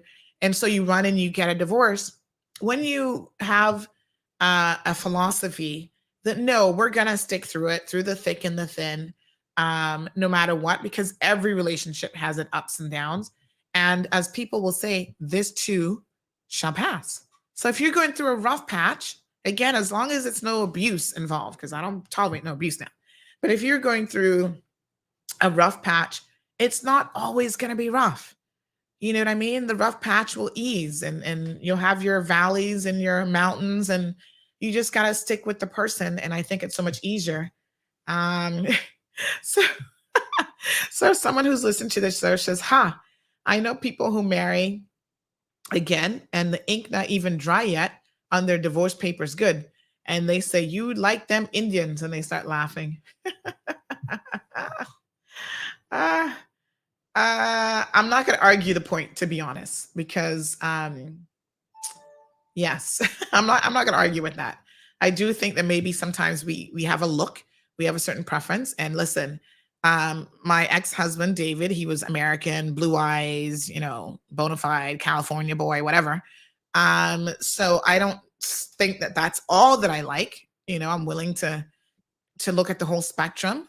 I think people come in all shapes and sizes. And, I used to think that I was really attracted to people who were kind of more husky, a little bit shorter, but like a thicker build. And look at my husband. He's like pretty skinny. So, I mean, you just never know. You have to be open to possibilities. But I would not disagree with you. I think that there is a certain look within the Indian community, like a Jay Shetty, that I'm definitely attracted to for sure. So here's another comment. Whereas if a woman cheats, usually she's over the guy. Plenty of DL married men in Cayman have their wives there, and then there's side boots on the side. Oh, meant to say side boys, not boots. Oh, big difference. I'm not excusing it, but part of the reason for this, though, is I figure it's because the LGBT people are not accepted in society. So the men end up in marriages in which they're not happy. It makes me wonder, too, if that's not part of the reasons why they drink a lot. Yes, and I know this for a fact because I've known people who've been married for 25 years. Right here in Cayman, I met a guy once in the BRAC, and he woke up one day and he said, when I met him, he was living his best life in a relationship with a man. And he said, Sandy, I got tired of living for other people. Yes, I was married and I had children, but that wasn't who I was. I was pretending because this society demanded that I be a straight man, and I have never been a straight man. But I lived that life, and I married for 25 years, and I had children. And one day I woke up and said, life is short. I'm at the end of it. I'm too old for this. I'm going to be me. Somebody else says, and you get the support of both sides of a family, which goes a long way, when you're in certain relationships. So brother husbands do exist in areas where resources are poor. A woman may marry a man and his brothers. Oh, Lord. The resources are then passed along the mother line. In places where there's a lot of resources, men can marry more than one woman. I think it doesn't happen often, but I suppose if the woman has the upper hand in certain cultures where she's like the person that comes with the wealth and the money and whatever, maybe she does get to choose like multiple spouses or whatever. I don't know. So if he buys one wife a piece of jewelry, he has to buy the other wife a piece of jewelry. Oh, sorry. They said, but hold on. I think I skipped a bit here. But in those places, like in Muslim countries, a man has to demonstrate that he can treat all his wives equally before getting married to them. So that if he buys one wife a piece of jewelry, he has to buy the other wife a piece of similar jewelry. Same thing with a car, a house, even his time. If he spends 2 days with one wife, he has to spend 2 days with another wife, and he ends up not having as much sex as he would have thought that he would have settled with one woman. Very, very interesting. Yes, I mean, that's got to be very taxing in more ways than one. I couldn't imagine. But I think what ends up happening in those relationships is a lot of the men, just by the nature of who they are, or how these relationships work, they find that they will actually only, they'll have a favorite spouse, and it tends to be the younger women. So yeah, men, maybe it's not a good idea to have more than one wife. Al says marriage is a business arrangement. Planned love shouldn't be a plan. It's a natural selection. Morna says, who in the Bible that tells us about so many wives? In the beginning, so shall it be in the end. And it's happening right now, just saying. But for me, I'll stay by myself, less stress. Aliano says, me, I'm looking for a nice white woman with a small bonky now. No more Jamaicans. Aliano, you're crazy. All right, folks. So listen, some mornings on this show, we talk about a little bit. I know Tiz in the background, like, what the hell was the conversation this morning? We talk about everything on this show. That's why I love it. And 250 of you are online, hanging in there for the discussion. Almost 100 on YouTube, another 150 on Facebook. You're here for the conversation. Because every day it's not just about politics, and every day it's not about COVID and, brimstone and damnation or whatever. Sometimes we want to talk about relationships. Sometimes we want to talk about the beautiful breeze on the outside, the mangoes in the tree. It's just being flexible in life. So listen, before we take our news break and then we bring our guests on, I do want to give you guys an update on this situation. So yesterday we were talking about the situation with poor Baron, the canine dog that lost his life. The story is up on the website. It has quite a bit of detailed information. So please go and read the story. The additional information that's actually in the story that I didn't really get to touch on yesterday that makes this even more tragic is that the gentleman who is in charge of the canine unit, Caron Davis or something his name is. He's off island on holiday, vacation, whatever. And this is what happened to the dog, right? So he leaves the handler, remember telling you guys about poor little Tim McLaughlin. The dog died in his watch. He should have never been left in charge of not this dog, but he was actually in charge of all of the dogs at the central police station because the supervisor went on vacation. He's like 3 months in the unit. And so he went the morning, this is what happened. He went that morning, checked on the dog, and then the cleaners were cleaning the cages at Central. And apparently the units that they're kept in has an inside bit. My apologies, my sinuses are getting irritated again. An inside bit and then an outside bit. They're afraid of the dogs. So he put the dog in the outside bit so they could clean the cage. Went about his business for the day. Doesn't go back until late in the afternoon or late in the evening is what I'm told. And that's when poor Baron was found dead because he was on the outside given direct sun, no access to food or water or nothing. So that's even worse than what I initially thought the situation was.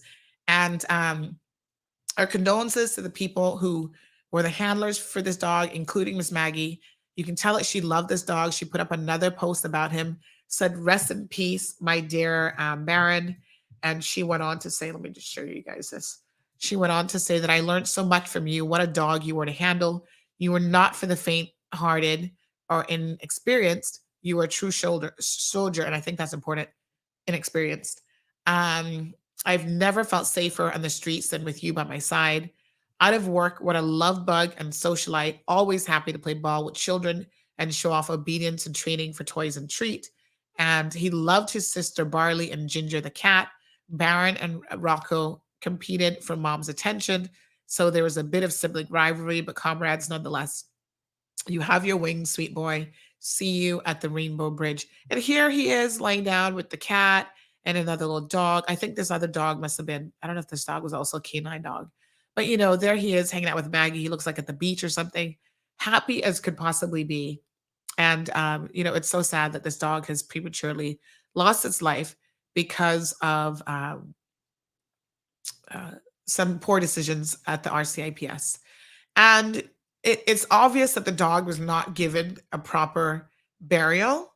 I don't know if he was cremated or what happened, but I would even, because this happened last month, remember, I would ask in retrospect that the RCIPS consider giving Baron, even now that's after the fact and they're only going to do it because we're asking them to, please consider giving him the hero's burial that he deserves. Even if you just have his ashes, can we not have a little ceremony and show some respect for this wonderful dog whose life was cut premature? Right?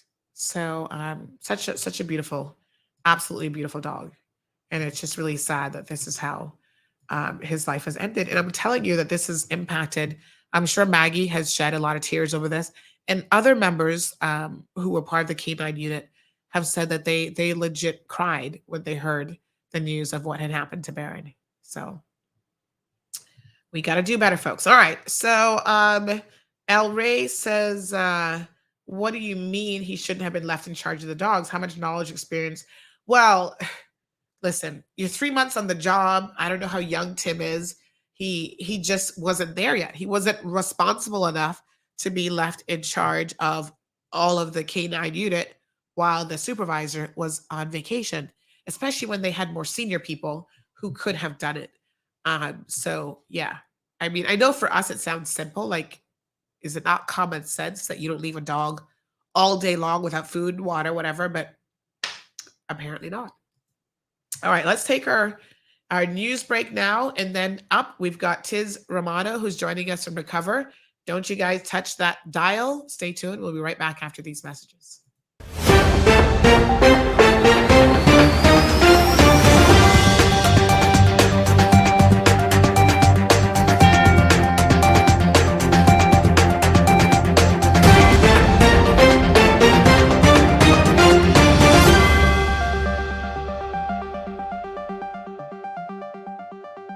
Hello, I'm Kevin Watler, and this is your CMR Daily Buzz. The alarm has been raised that all police canine dogs are in danger of being severely neglected by their current Royal Cayman Islands Police Service handlers. Now, the canine baron died after being left in a cage for the day without food and water as the department's head sergeant Kieran Davis was off island. He left Tim McLaughlin in charge of watching the dogs. The police dog was seen alive early in the morning, and when he checked on him late in the evening, he was dead. McLaughlin is a new recruit with about 3 months of experience with the unit and was put in charge of the dogs at the Georgetown Police Station. The kennels have an inside and outside section so that when it's being cleaned, they go to the exterior section. Sources shared the cleaners were afraid of the dogs and he put them on the outside and then went about his day and did not come back to check on them until late in the evening. The dog's death was not announced by the RCIPS but instead was only disclosed after CNS inquired about the incident. CMR asked the RCIPS more than one time why no notice went out regarding the incident, which occurred on July 9th. However, the RCIPS have not answered that question. What they did say is the matter has been referred to the Department of Agriculture's Animal Welfare and Control Unit, who are overseeing the investigation. CMR understands the investigation is also being supervised by the Office of the Ombudsman, and the findings will be made public. Speaking of the Office of the Ombudsman, Senior Investigator for Police Complaints Alan Slater was recognized by Sharon Rolston recently for his role in saving a child's life. Rolston presented him with the Office Hero Award on July 29th. According to their Facebook page, Mr. Slater was at a Georgetown restaurant on July 23rd when he was alerted to an incident involving a young boy in a nearby pool. He arrived to find the child lying motionless at the side of the pool, not breathing and with no pulse. He ran back into the restaurant and sought help from anyone with medical training. A lady with first aid training was at the restaurant. She joined Mr. Slater, who was also CPR trained in performing CPR on the child, and managed to revive him. The boy was taken to the hospital and has since made a full recovery. Back to police news. On Saturday, July 30th, officers responded to a report of shots fired in an area of Frank Sound in North Side. When police arrived, they observed an unoccupied vehicle parked nearby with what appeared to be a shotgun round visible inside the vehicle, along with a shotgun case and an air rifle. Officers secured the vehicle and conducted searches of the surrounding area, but nothing further was found. A man later attended the location and identified himself as the owner of the vehicle. Police established that the man had a license for the air rifle. However, he was arrested in relation to a number of shotgun cartridges found inside the car. He has since been formally charged with possession of an unlicensed firearm ammunition. The 50-year-old man of Northside appeared in court Tuesday and was granted court bail pending a further appearance. Police continue to look for Luisto Eusebio Hernandez in relation to firearm offenses. He is considered armed and dangerous and should not be approached. If seen, call 911 immediately. The search is still on for two missing men. 53-year-old Noel Paul Manning has been missing since June 24th, and 26-year-old Adrian Williamson has been missing since July 6th. Now you are asked to contact your nearest police station if you see them. Anonymous tips can be provided directly to the RCIPS via their confidential tip line at 949-7777 or via their website.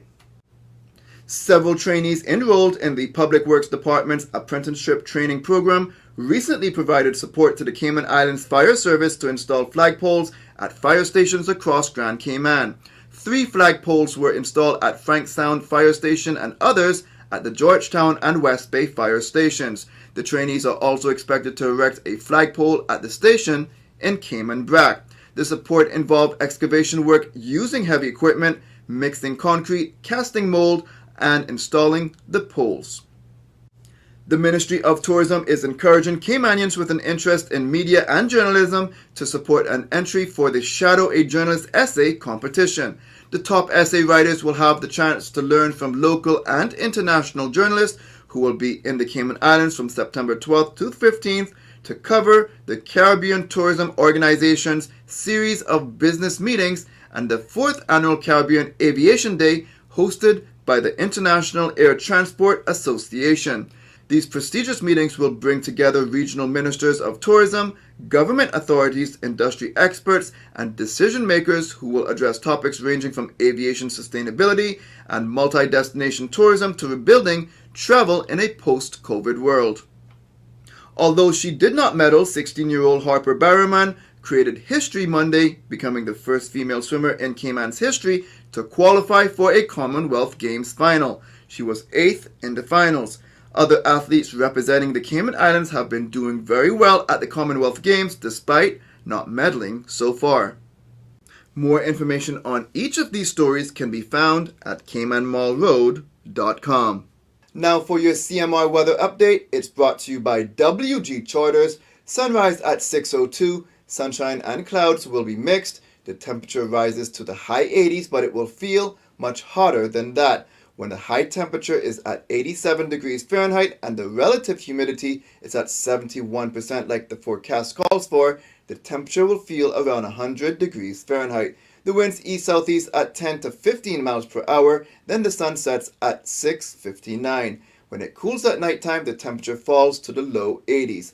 Looking forward, similar weather conditions are expected. It's summertime, so those hot days and warm nights with scattered showers are very typical for this time of year.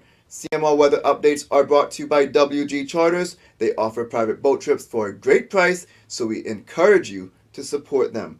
Now for some regional and international news. Near record amounts of seaweed are smothering Caribbean coasts from Puerto Rico to Barbados, killing fish and other wildlife, choking tourism, and releasing stinky, noxious gases.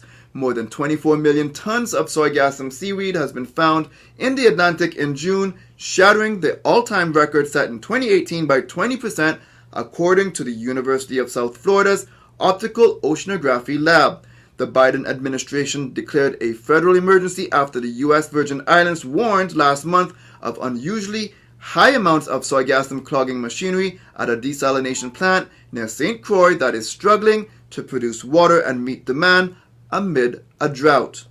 Women who are pregnant in Georgia can now list their unborn child as a dependent on tax returns. On Monday, the Georgia Department of Revenue released new guidance related to its Living Infants and Fairness Equality Act, LIFE, which prevents doctors from performing abortions beyond 6 weeks with some exceptions. Marriott International has signed a memorandum of understanding with the Ministry of Tourism and Creative Economy of the Republic of Indonesia to develop the tourism sector and the creative economy in Indonesia. Ramesh Jackson, Indonesia's area vice president for Marriott International, said Marriott International is committed to supporting Indonesian tourism.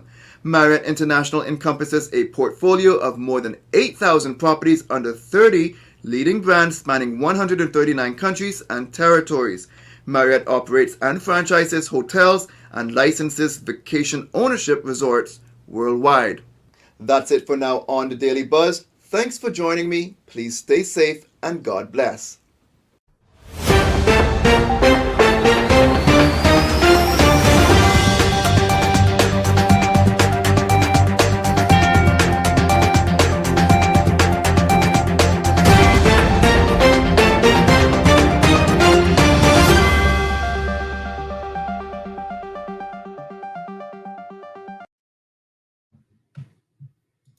All right, folks, welcome back to the program. Happy Thursday. Got lots of conversations going on this morning, but we're going to change gears a little bit here. And we are going to be talking about, or giving you some very useful and practical information this morning, what you need to do if you find yourself on the receiving end of a vehicular accident. And trust me, the chances of that happening in the Cayman Islands are actually very, very high. So we have Tiz Romano, who is joining us from Recover. Good morning, Tiz. How are you? Good morning, Sandy. I'm great. How are you? I'm doing very well. Thank you. So good to see you. Thanks for having me. Welcome back. Thanks. So we're going to be chatting with Tiz this morning. So first of all, Tiz, I'm sure people hear the name Recover and they're like, what is that? So tell us, first of all, who and what Recover is. Okay, so Recover Personal Injuries Lawyers, we're actually a branch of the law firm Broadhurst, which many of you have heard about. They've been practicing law here on the island for decades. And what happened was last May in 2021, the government actually changed the law to allow people to get access to justice. Meaning, most people can't afford lawyers, especially when they're injured from an accident. So the government actually changed the laws to be able to have lawyers represent you for free and only charge you if they get you a recovery. So when this law came out, we decided to open a dedicated branch called Recover in this law firm, and to service the community who are injured and in need of legal representation. So let's talk a little bit about the change, because I think it's quite a significant change, right? So the position before was that essentially, if you were a person looking for a lawyer, you have to come up with like a retainer fee and all this money up front. And, let's be honest, a lot of times we need a lawyer, we need good legal advice, and we always can't afford it. And there are That's people right. who say that, gosh, the people who get justice are the people who have deeper pockets, whether that's in a civil court or a criminal court, because then you have access to attorneys because normally the best, they come at a price tag, right? So essentially that was the position before, where you had to come up with a retainer and money to be able to secure yourself legal representation. And it's interesting because that isn't the position necessarily in every jurisdiction, but that's one of the things with the English legal system that still kind of flows into, what we do as an overseas territory, right? We're still very much part of the UK, and our legal systems are very, very similar. Americans have been doing this for many, many years. Tiz, I know that you practice law in Canada. Has the Canadian position also been that you could, get a lawyer without a retainer and do it kind of like on a contingency basis, like if you win, you pay sort of Yes. thing?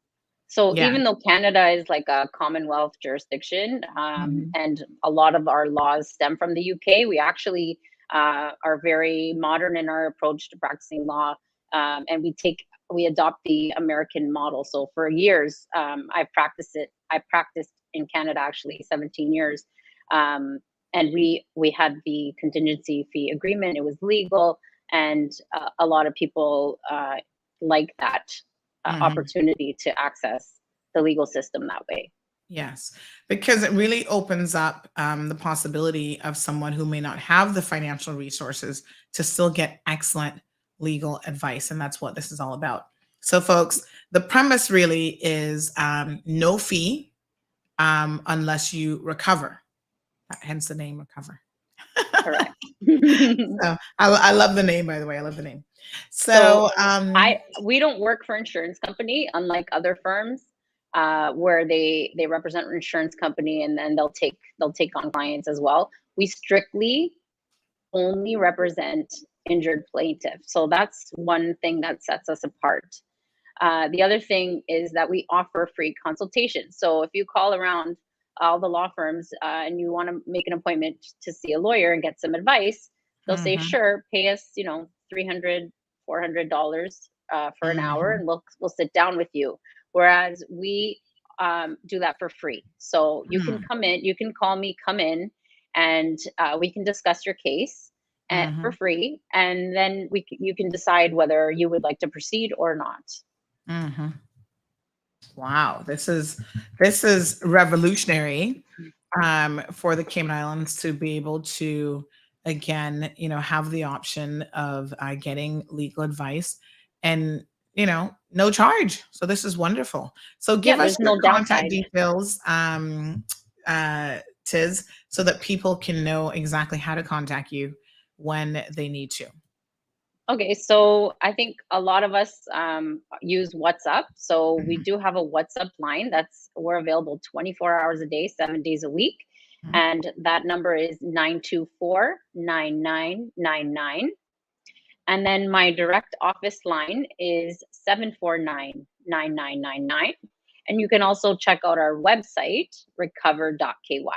And you'll meet the team, and you'll see what we do, the types of law that we cover, and also there's like frequently asked questions that give you a bit more information.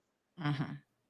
Wonderful. So let's talk about a few of the frequently asked questions. So Tiz is going to be coming on the show. And folks, if you have any questions for her and you'd like to call into the studio now, the telephone number is 936-2626. If you've been in a recent car accident and you have a query about what your next step should be, feel free to give us a call here on the program as well. So Tiz, I'm driving along. Here's a scenario. Driving along, minding my own business in traffic. And all of a sudden, here I am with my little granny hands on the steering wheel. And I just driving, paying attention to the road, and I hear bloop, and I jerk forward, and somebody just rear-ended me. And I go, oh my God, my neck. Oh, speaking of that, we've got a caller. They only called once. Did you mean to call? Hold on now. Let's see. They probably don't have any credit. I got to get my toll-free number sorted out. I'm waiting to hopefully liaise with Flo on this. But let's see here now. We'll call them back and see if they had a question for Tiz.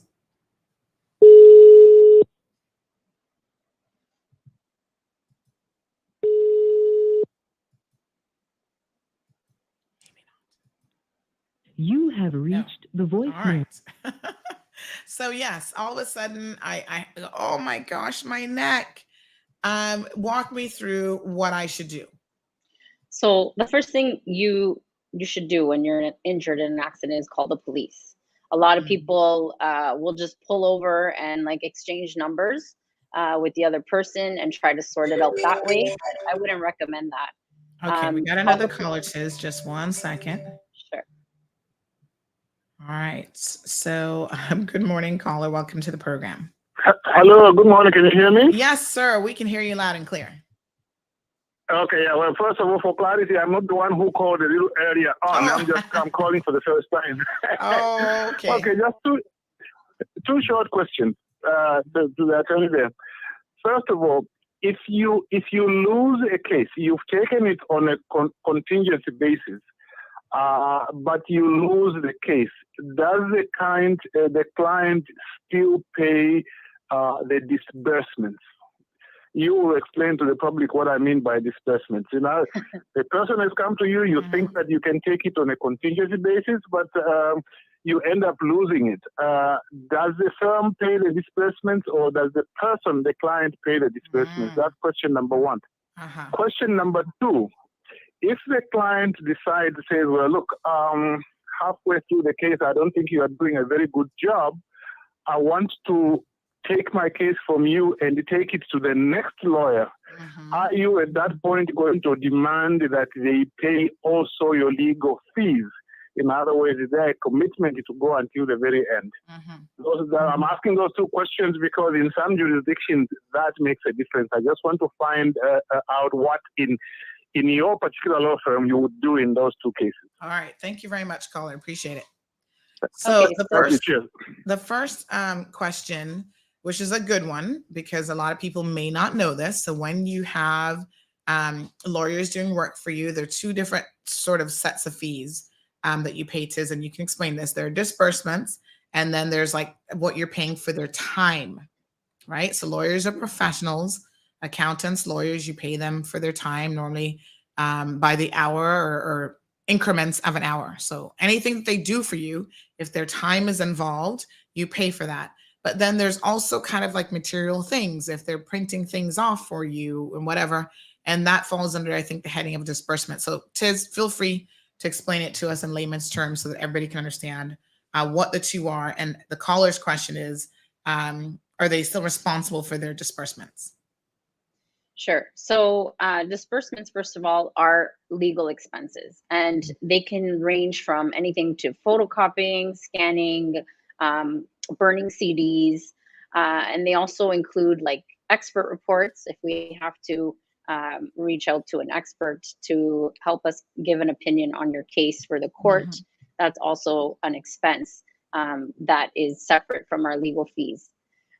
So the question was, does the client have to pay disbursements if they lose? And my answer is, we don't take on cases that we think are going to lose.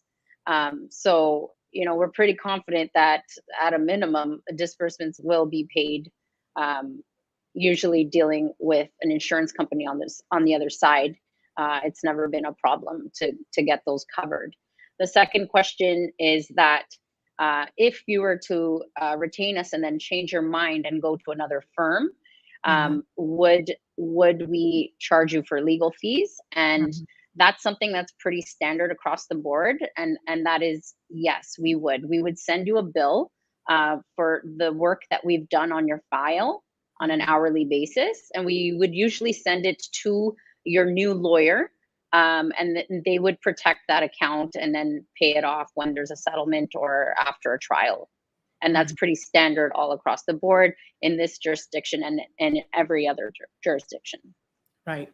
And I think to the caller's point, I mean, he is an attorney himself. And I guess to his point, since this whole area is a little bit new to people in the Cayman Islands, and you guys are the only firm who this is like your entire area of focus, these are some good questions to answer and to make sure that people really understand how the process works.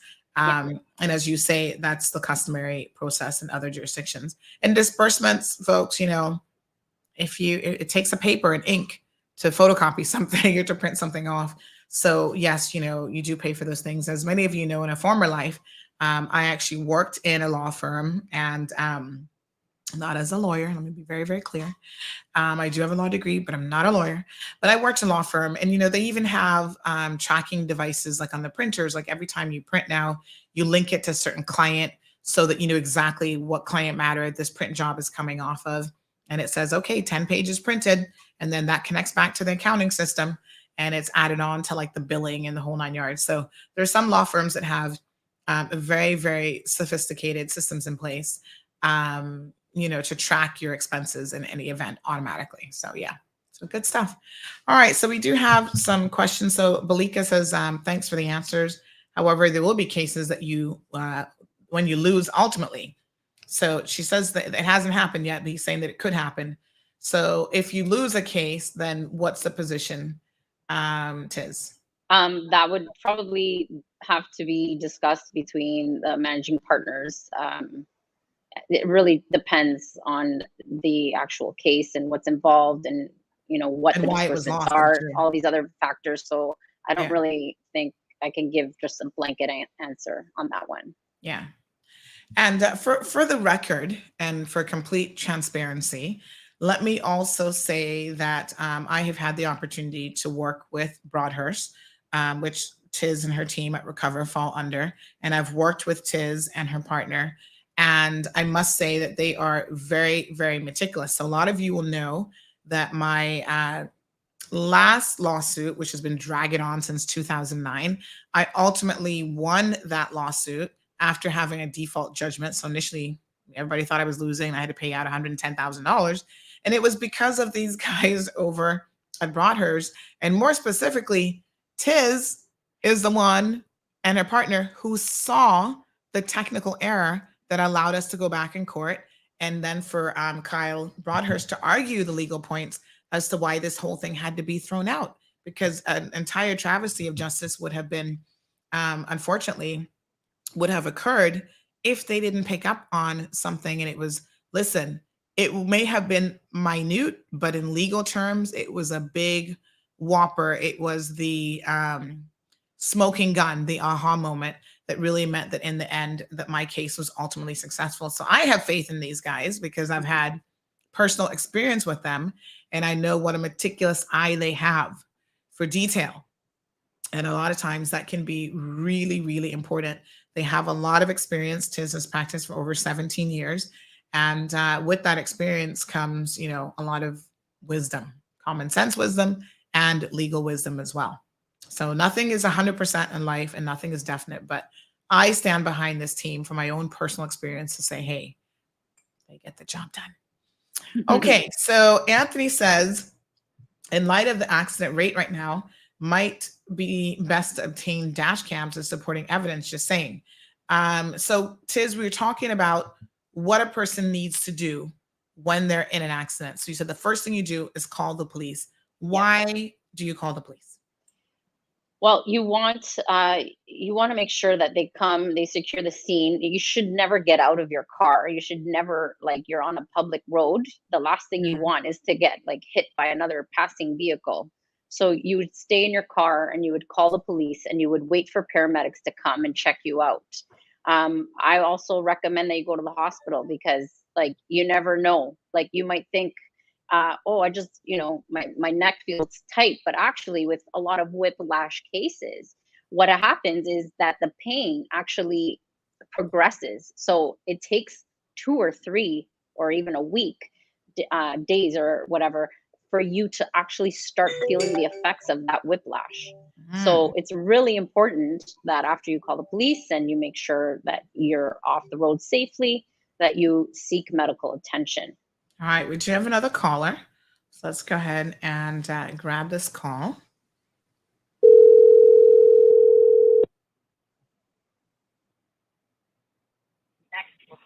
Hi, good morning. Hi, caller. Morning. How are you? Yeah, not too bad. Good. Ms. Sandy, this is Tony Banks. I just want you to kind of mention to Tiz what I spoke to you about, because she was dealing with my case before when I got knocked down by Foster's, but the guy was uninsured. Okay. And there's really nothing we can. I'm Yeah, trying to remember there's the really details. nothing. Can you refresh my memory? Because, gosh, we get so many. Yeah, I was standing on the sidewalk and the man pressed the gas and jumped over the parking lot and knocked me over and fractured my pelvis and my bunker bone, right? But because he's uninsured and don't have a good job, then there's nothing that I spoke to Mr. Steve McField, and he said there's really nothing they can do because they're not willing to take the case because the guy don't have nothing. Yeah. So what I'm saying, if somebody gets killed, what happens? You understand? I can speak Because to that. the guy took the car without the permission. Yeah. Right. Okay. She'll answer it. So keep listening. So yeah, I tell him message through Squiddy. Okay. All right. Thank you. All right. Okay. There's a huge problem. I'm actually really glad Todd called in because there's a huge problem on the island. Number one is drunk drivers. Okay. Everyone knows, we hear it every weekend. There's all kinds of deaths, fatalities, and other horrific accidents that are happening because people decide to get in a car after they've had alcohol, which is illegal. And unfortunately, on the island, there's the insurance companies will not cover the person's losses or the claimant's losses when the person driving the car was actually committing a crime. You cannot drink and drive. It's illegal. However, it's really unfortunate that the government has not put in place something, a safeguard, a fund that would actually help to cover the losses of these people. And one of the things that I am really interested in doing is lobbying the government for change in this area. The other issue is people just. Well, can I ask you a question about that, Tiz? Because I've seen a couple lawsuits. Sometimes I read other cases where a payout would have been made, and then the insurance company turns around and sues the insured, to sort of, it's like indemnity, right? So they need to recover because the insured either didn't disclose something to them or they may have been committing an illegal act. So is that not what's being done? With insurance company actually pays the claim, especially because it's a third party individual who isn't at fault, right? So you make sure that person is secured, and then you recover from the person who was at fault and who also broke the law, whether it was a DUI, whether they didn't, because I've seen instances of this where they didn't tell the insurance company about a medical condition or medication that they were on, and then the insurance company turned around and sued them to, basically get their money back. So is that not what's happening? Actually, no. What's been happening lately is that insurance companies hire lawyers right away, and they bring these applications to have the policy voided right from the outset. So they don't want to deal with you. They just close their book. You're done. And then it's up to the injured party to go after the person directly.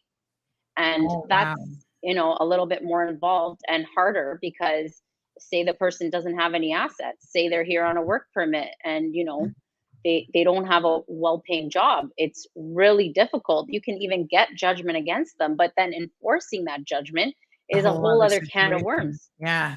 I think the government, I mean, insurance companies might not like this, but I think the government needs to change that, Yeah. because ultimately you're putting, I mean, insurance is mandatory. And the reason why it's mandatory is because of situations like this. You should feel comfortable that, yes, this person may have been involved in a DUI, but at the very minimum,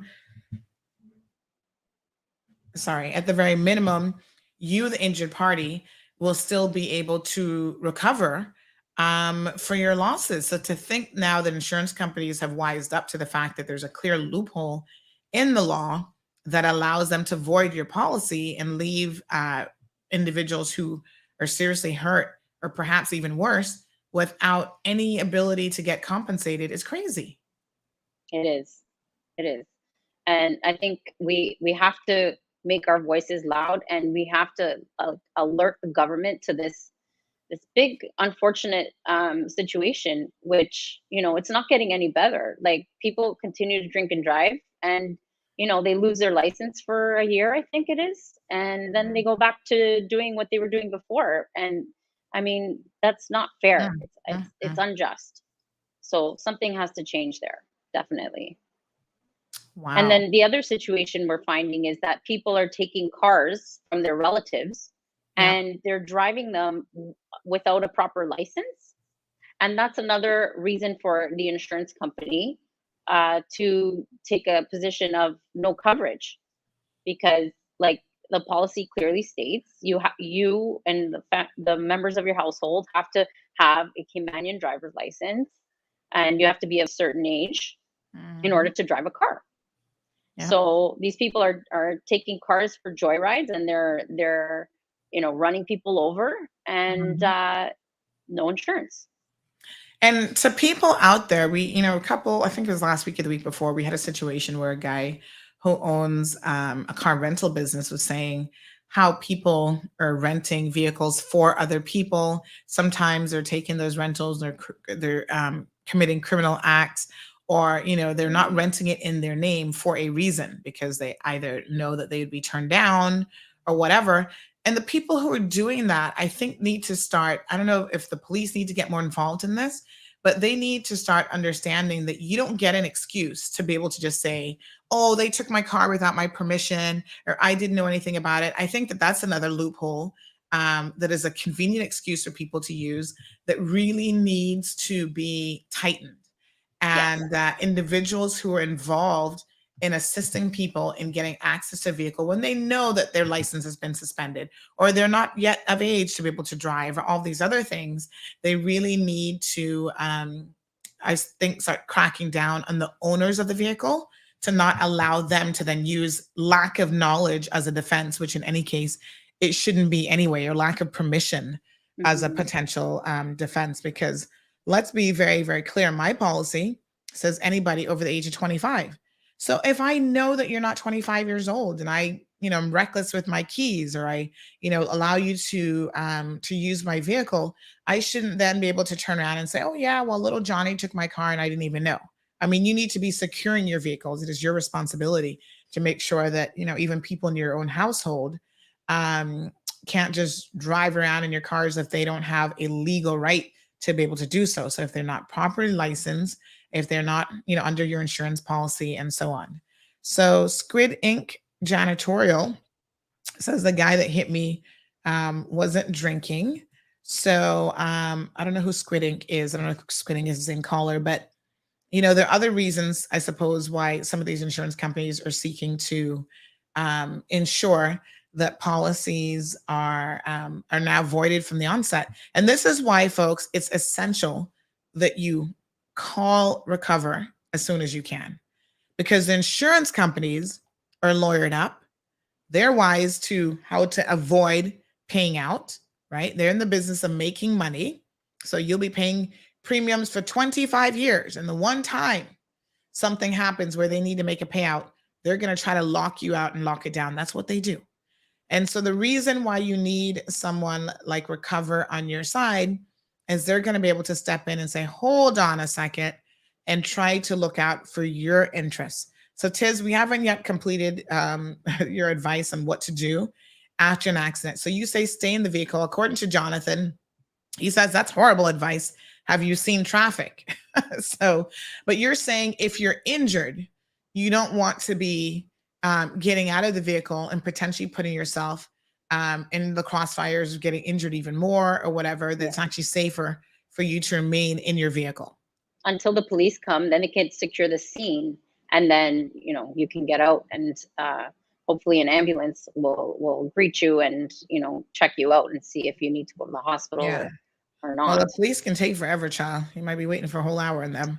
That's a different story right there. Anthony says, continue to lobby the government for these necessary changes and becoming laws. So I've already, because I'm surprised to hear the insurance companies are now doing this, I've already just messaged the premier and the deputy premier to say to both of them, are you listening this morning?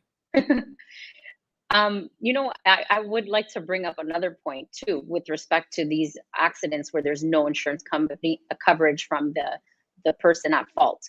In Canada, for example, our insurance company, our insurance policies come with mandatory protection for you. So when you buy insurance, not only are you covered for accidents that you cause and you injure others, but there's also this other endorsement attached to it, which covers you in the event that the vehicle that hits you is underinsured, uninsured, or like in a drunk driving situation where there's no coverage.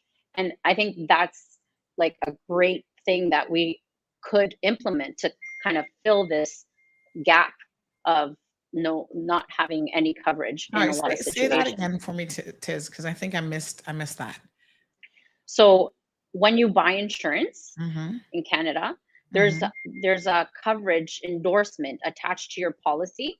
Like here, it's third party compulsory. That's what it is. So you have to have insurance in case you hit someone. But in Canada, you have this coverage where it also covers yourself in the event that you're hit and there's no insurance.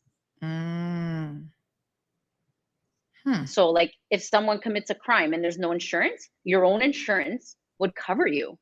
But I mean, here, doesn't it work? Because everybody's supposed to, in theory, everyone is supposed to be insured. So if I get hit in an accident and the other person's at fault and their insurance should be paying, if they refuse to pay, shouldn't my insurance company pay it and then go after the other company or the other party? No, because the insurance that's required here is third party compulsory.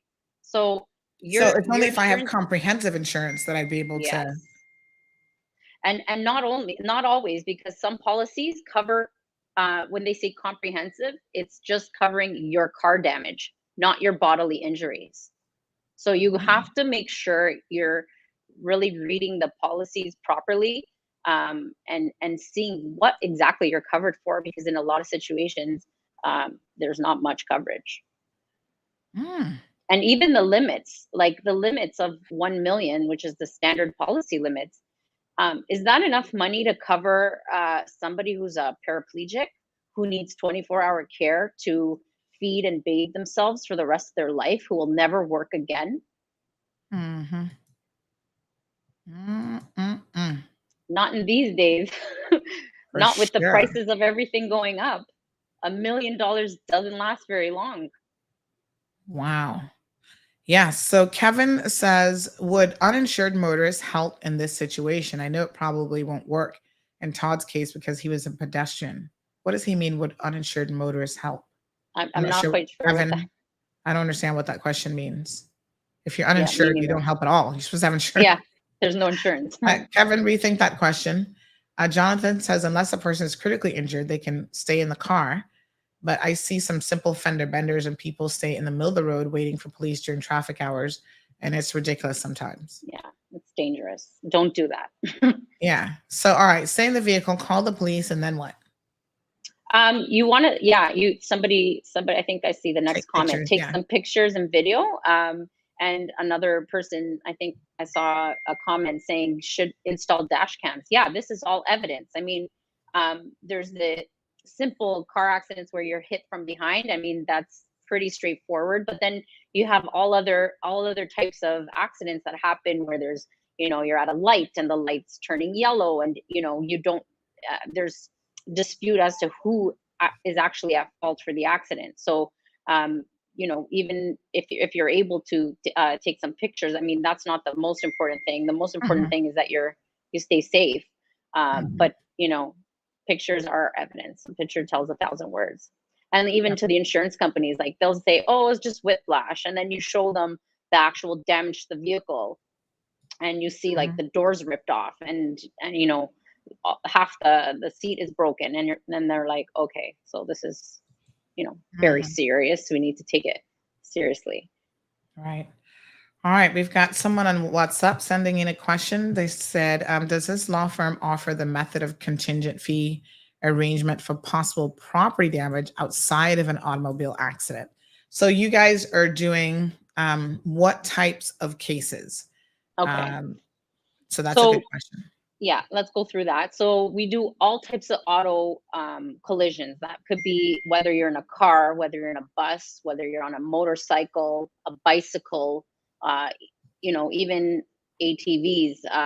And we've had some jet ski accidents, boating incidents. So we cover all of that.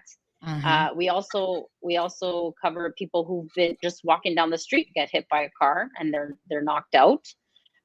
We do slip and falls, like because of some negligence. You can't just fall down and say, oh, I want to make a claim. There has to be a little bit more to that. And that's why we offer these consultations for free, to sit down with you and go through all the facts and explain the law and whether or not you do have a case. Workplace accidents is also a huge area.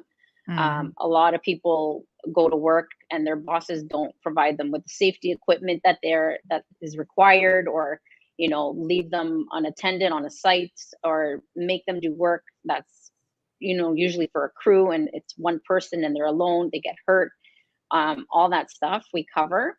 We also do medical negligence, and pharmaceutical negligence. So if you don't go in for a surgery and there's something goes wrong, not always, but it has to be investigated. But there are claims that you can make against the facility, or if somebody gives you a wrong prescription and it causes long-term effects, that's another area of law.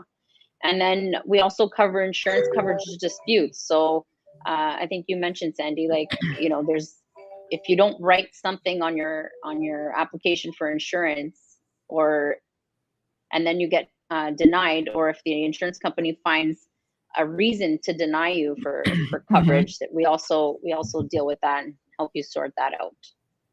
All right, we do have a caller on the line. Good morning, caller. Good morning, Miss Sandra.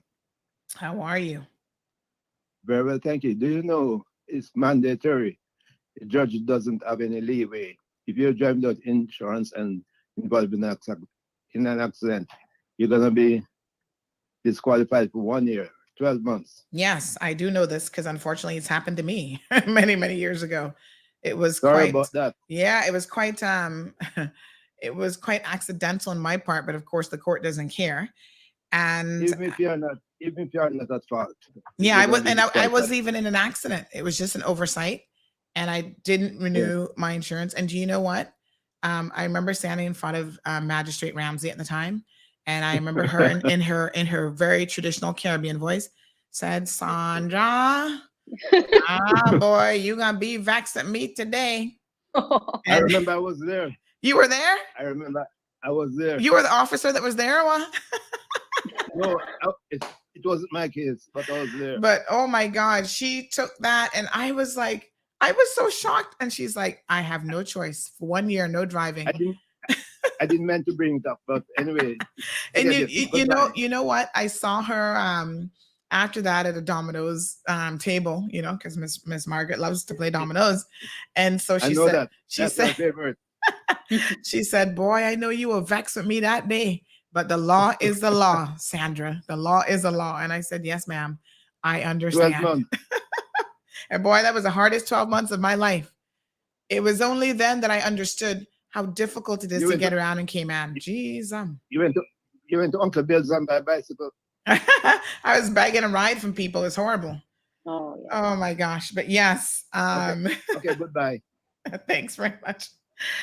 Oh my God. Yes, folks, mandatory loss of your license. And now I have an insurance company. I tell them straight up. I said, listen, don't ever, because what had happened is the insurance company was supposed to send me a reminder, but still my fault, right? It's time to renew. And they didn't do that. So I have like an automatic thing. Don't even tell me, just automatically renew it. Send me the documentation by email. And they hadn't done that. I was the one who was without, transportation for a year. That was painful. Tiz? Yeah. So you will fight for people whose insurance companies are trying to not pay as well. So general different types of liability to the person who sent the question. So even work-related injuries, which are happening, they're on the rise, construction sites and other types of sites. These are the experts that you want to call to assist you with all of those types of claims. Good to know. All right, let's see what other questions we have. So Kevin, maybe trying to clarify, he said some insurance companies offer something called an uninsured motorist add-on. What type of policy would that type of policy help if someone is hit by DUI, or is it a waste of extra money? Well, is that offered in this jurisdiction, first of all? I don't think it is, but that's what I was referring to in Canada. They do have that. And I don't think it's a waste of money at all, because you never know, especially if you're out on a Thursday, Friday, Saturday night, or Sunday afternoon, people are drinking and driving. So why not have that extra protection and security and peace of mind, knowing that you will be covered by an insurance company no matter what? Anthony says, serious and urgent revisions are obviously required to protect citizens, insurance companies, etc., adopt some of these Canadian laws. Well, they're good practices, not just in Canada, but definitely in other places of the world. And I think that absolutely the insurance industry needs a little bit of shaking up here in the Cayman Islands, but they've been used to getting their own way for like a really, really long time.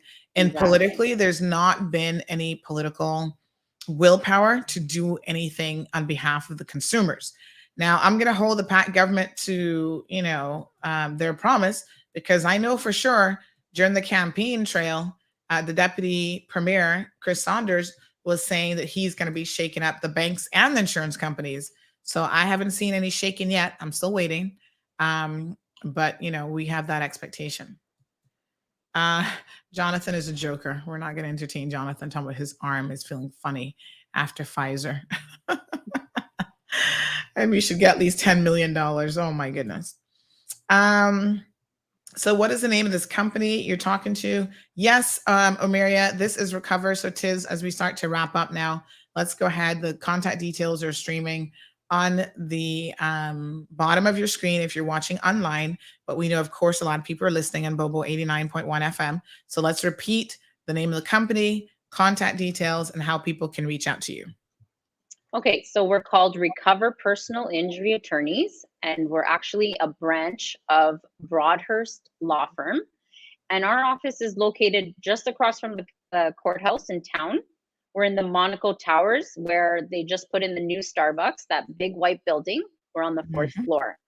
And our WhatsApp number is 924-9999. And my direct line is 749-9999. We try to pick easy to remember numbers. And then we have a website, and it's recover.ky. And you can also fill in a form on the website with just your contact information, and we can reach out to you right away. All right, folks. So super easy to reach out to the team at Recover. So again, any sort of situation where you require legal advice to recover your money, you want to call the folks over at Recover. And again, their personal injury attorneys, recover.ky is the website. No win, no fee. So they work on a contingency basis and they offer free consultations, 50 plus years of personal injury experience combined between the attorneys that are working there. And they say that they put passion behind every case. So folks, they're going to be coming on the program once a month and telling us about their services and what they offer and answering your questions. And so, feel free to give them a call today if you have an existing case. And some of the most peculiar things happen that you would be surprised that you really need a lawyer for.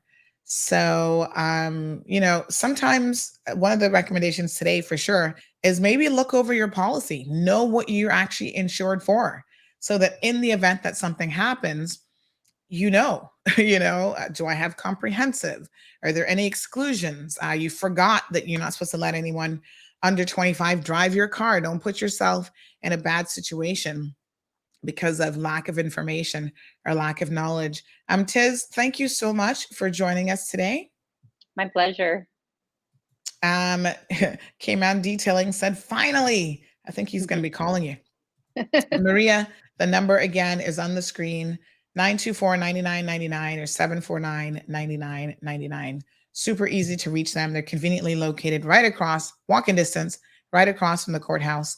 And that, trust me, when you have to go to court, that makes your life a lot easier, that they're literally located right there. So Tiz, thank you so much. We will see you next month. Thanks for having me. And I look forward to returning and answering more questions and helping as many people as I can, because that's my passion. I'm passionate about justice, and I want to make sure that people who are up against insurance companies have a fair fight.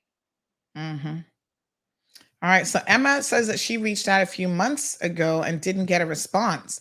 So Emma, how did you reach out? Perhaps send a message on the WhatsApp this morning, and let's make sure that the messages are actually going through. So it would be useful if maybe you said how you reached out. So if there's any issues like with the website or anything that they need to look at, they can certainly have a look at that. So message them on WhatsApp this morning. So again, Tiz, thank you so much. Appreciate it. Thank you. Take care. All righty. All right, folks. So that was Tiz Romano from Recover, a subsidiary of Broadhurst Attorneys, providing you with personal injury advice, legal assistance, and again, free consultation, first of all. And they also have a no-win, no-fee contingency fee program available. And again, that is now possible because of some legislative changes that have actually been made in the law. So thank you, Tiz, for coming on the program. Very, very good. Good stuff. And I mean, I was shocked this morning. I learned a few things. So tomorrow's Friday. We're going to do our mailbag question Friday. So we've got questions and comments and whatever that are coming in that then we'll discuss. Everybody is watching. I was just watching the news feed here. Forbes and all the other news papers are watching this case with Alec Jones, who testified under oath about the Sandy Hook thing. So he's the guy. I think he owns this. Is it alt-right, alt-left? I don't know. Because like I said, I don't keep up with American politics in terms of where they are on the spectrum of stupidity. But he's one of those, and he has some station called InfoWars or something. And they spewed a lot of lies. Speaking of legal stuff, they spewed a lot of lies on that program. And someone has decided to take him to task and to sue him now for lying about Sandy Hook, because the Sandy Hook elementary shooting, he has claimed for, I think forever, that this whole thing was a lie and Sandy Hook never happened. And, they take photos from other shootings and said, oh, look, this is the same person and the same families, and it's all a conspiracy. And the families had enough, and they decided to silence his lies by taking his behind the court and suing him for defamation. And folks, this is shocking, because ahead of the defamation trial, he QuickTime ran and filed for bankruptcy to try to protect himself. Now, that's when somebody's shady as hell and that they really are a liar, right? When they got to go run in and file for bankruptcy to try to put their company in legal protection. Turns out that this guy is such a liar that his legal team, this is when you don't have good lawyers, by the way, his legal team accidentally set records proving that Jones wrote numerous emails and text messages referencing the massacre, even though Jones testified that he could not find any of that information. So his legal team mistakenly turned over years of records from his cell phone during the discovery process in the Texas damages attorney to the other side. Accidentally, they say. Maybe they're just sick and tired of having a no-good client who's a big, bold-faced liar. And in fact, they wanted to out him. They have just lost the case, folks. They have handed it spectacularly to the other side.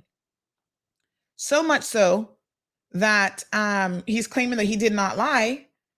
And at one point, one of the attorneys questioning him said, "This is ridiculous. Do you even know what perjury is?" My God, let's look at this tomorrow in a little bit more detail, but what an idiot. I mean, honestly, lying on the stand, folks, is never good idea. What the heck? Y'all have a fantabulous day. We'll be back here tomorrow morning at 7:30. And until then, please be safe. And if you get in an accident, who are you going to call? We need to do a little jingle. Get in an accident, who are you going to call? Recover. Have a good one. Thank you for tuning in to another episode of The Cold Hard Truth on Bobo 89.1 FM.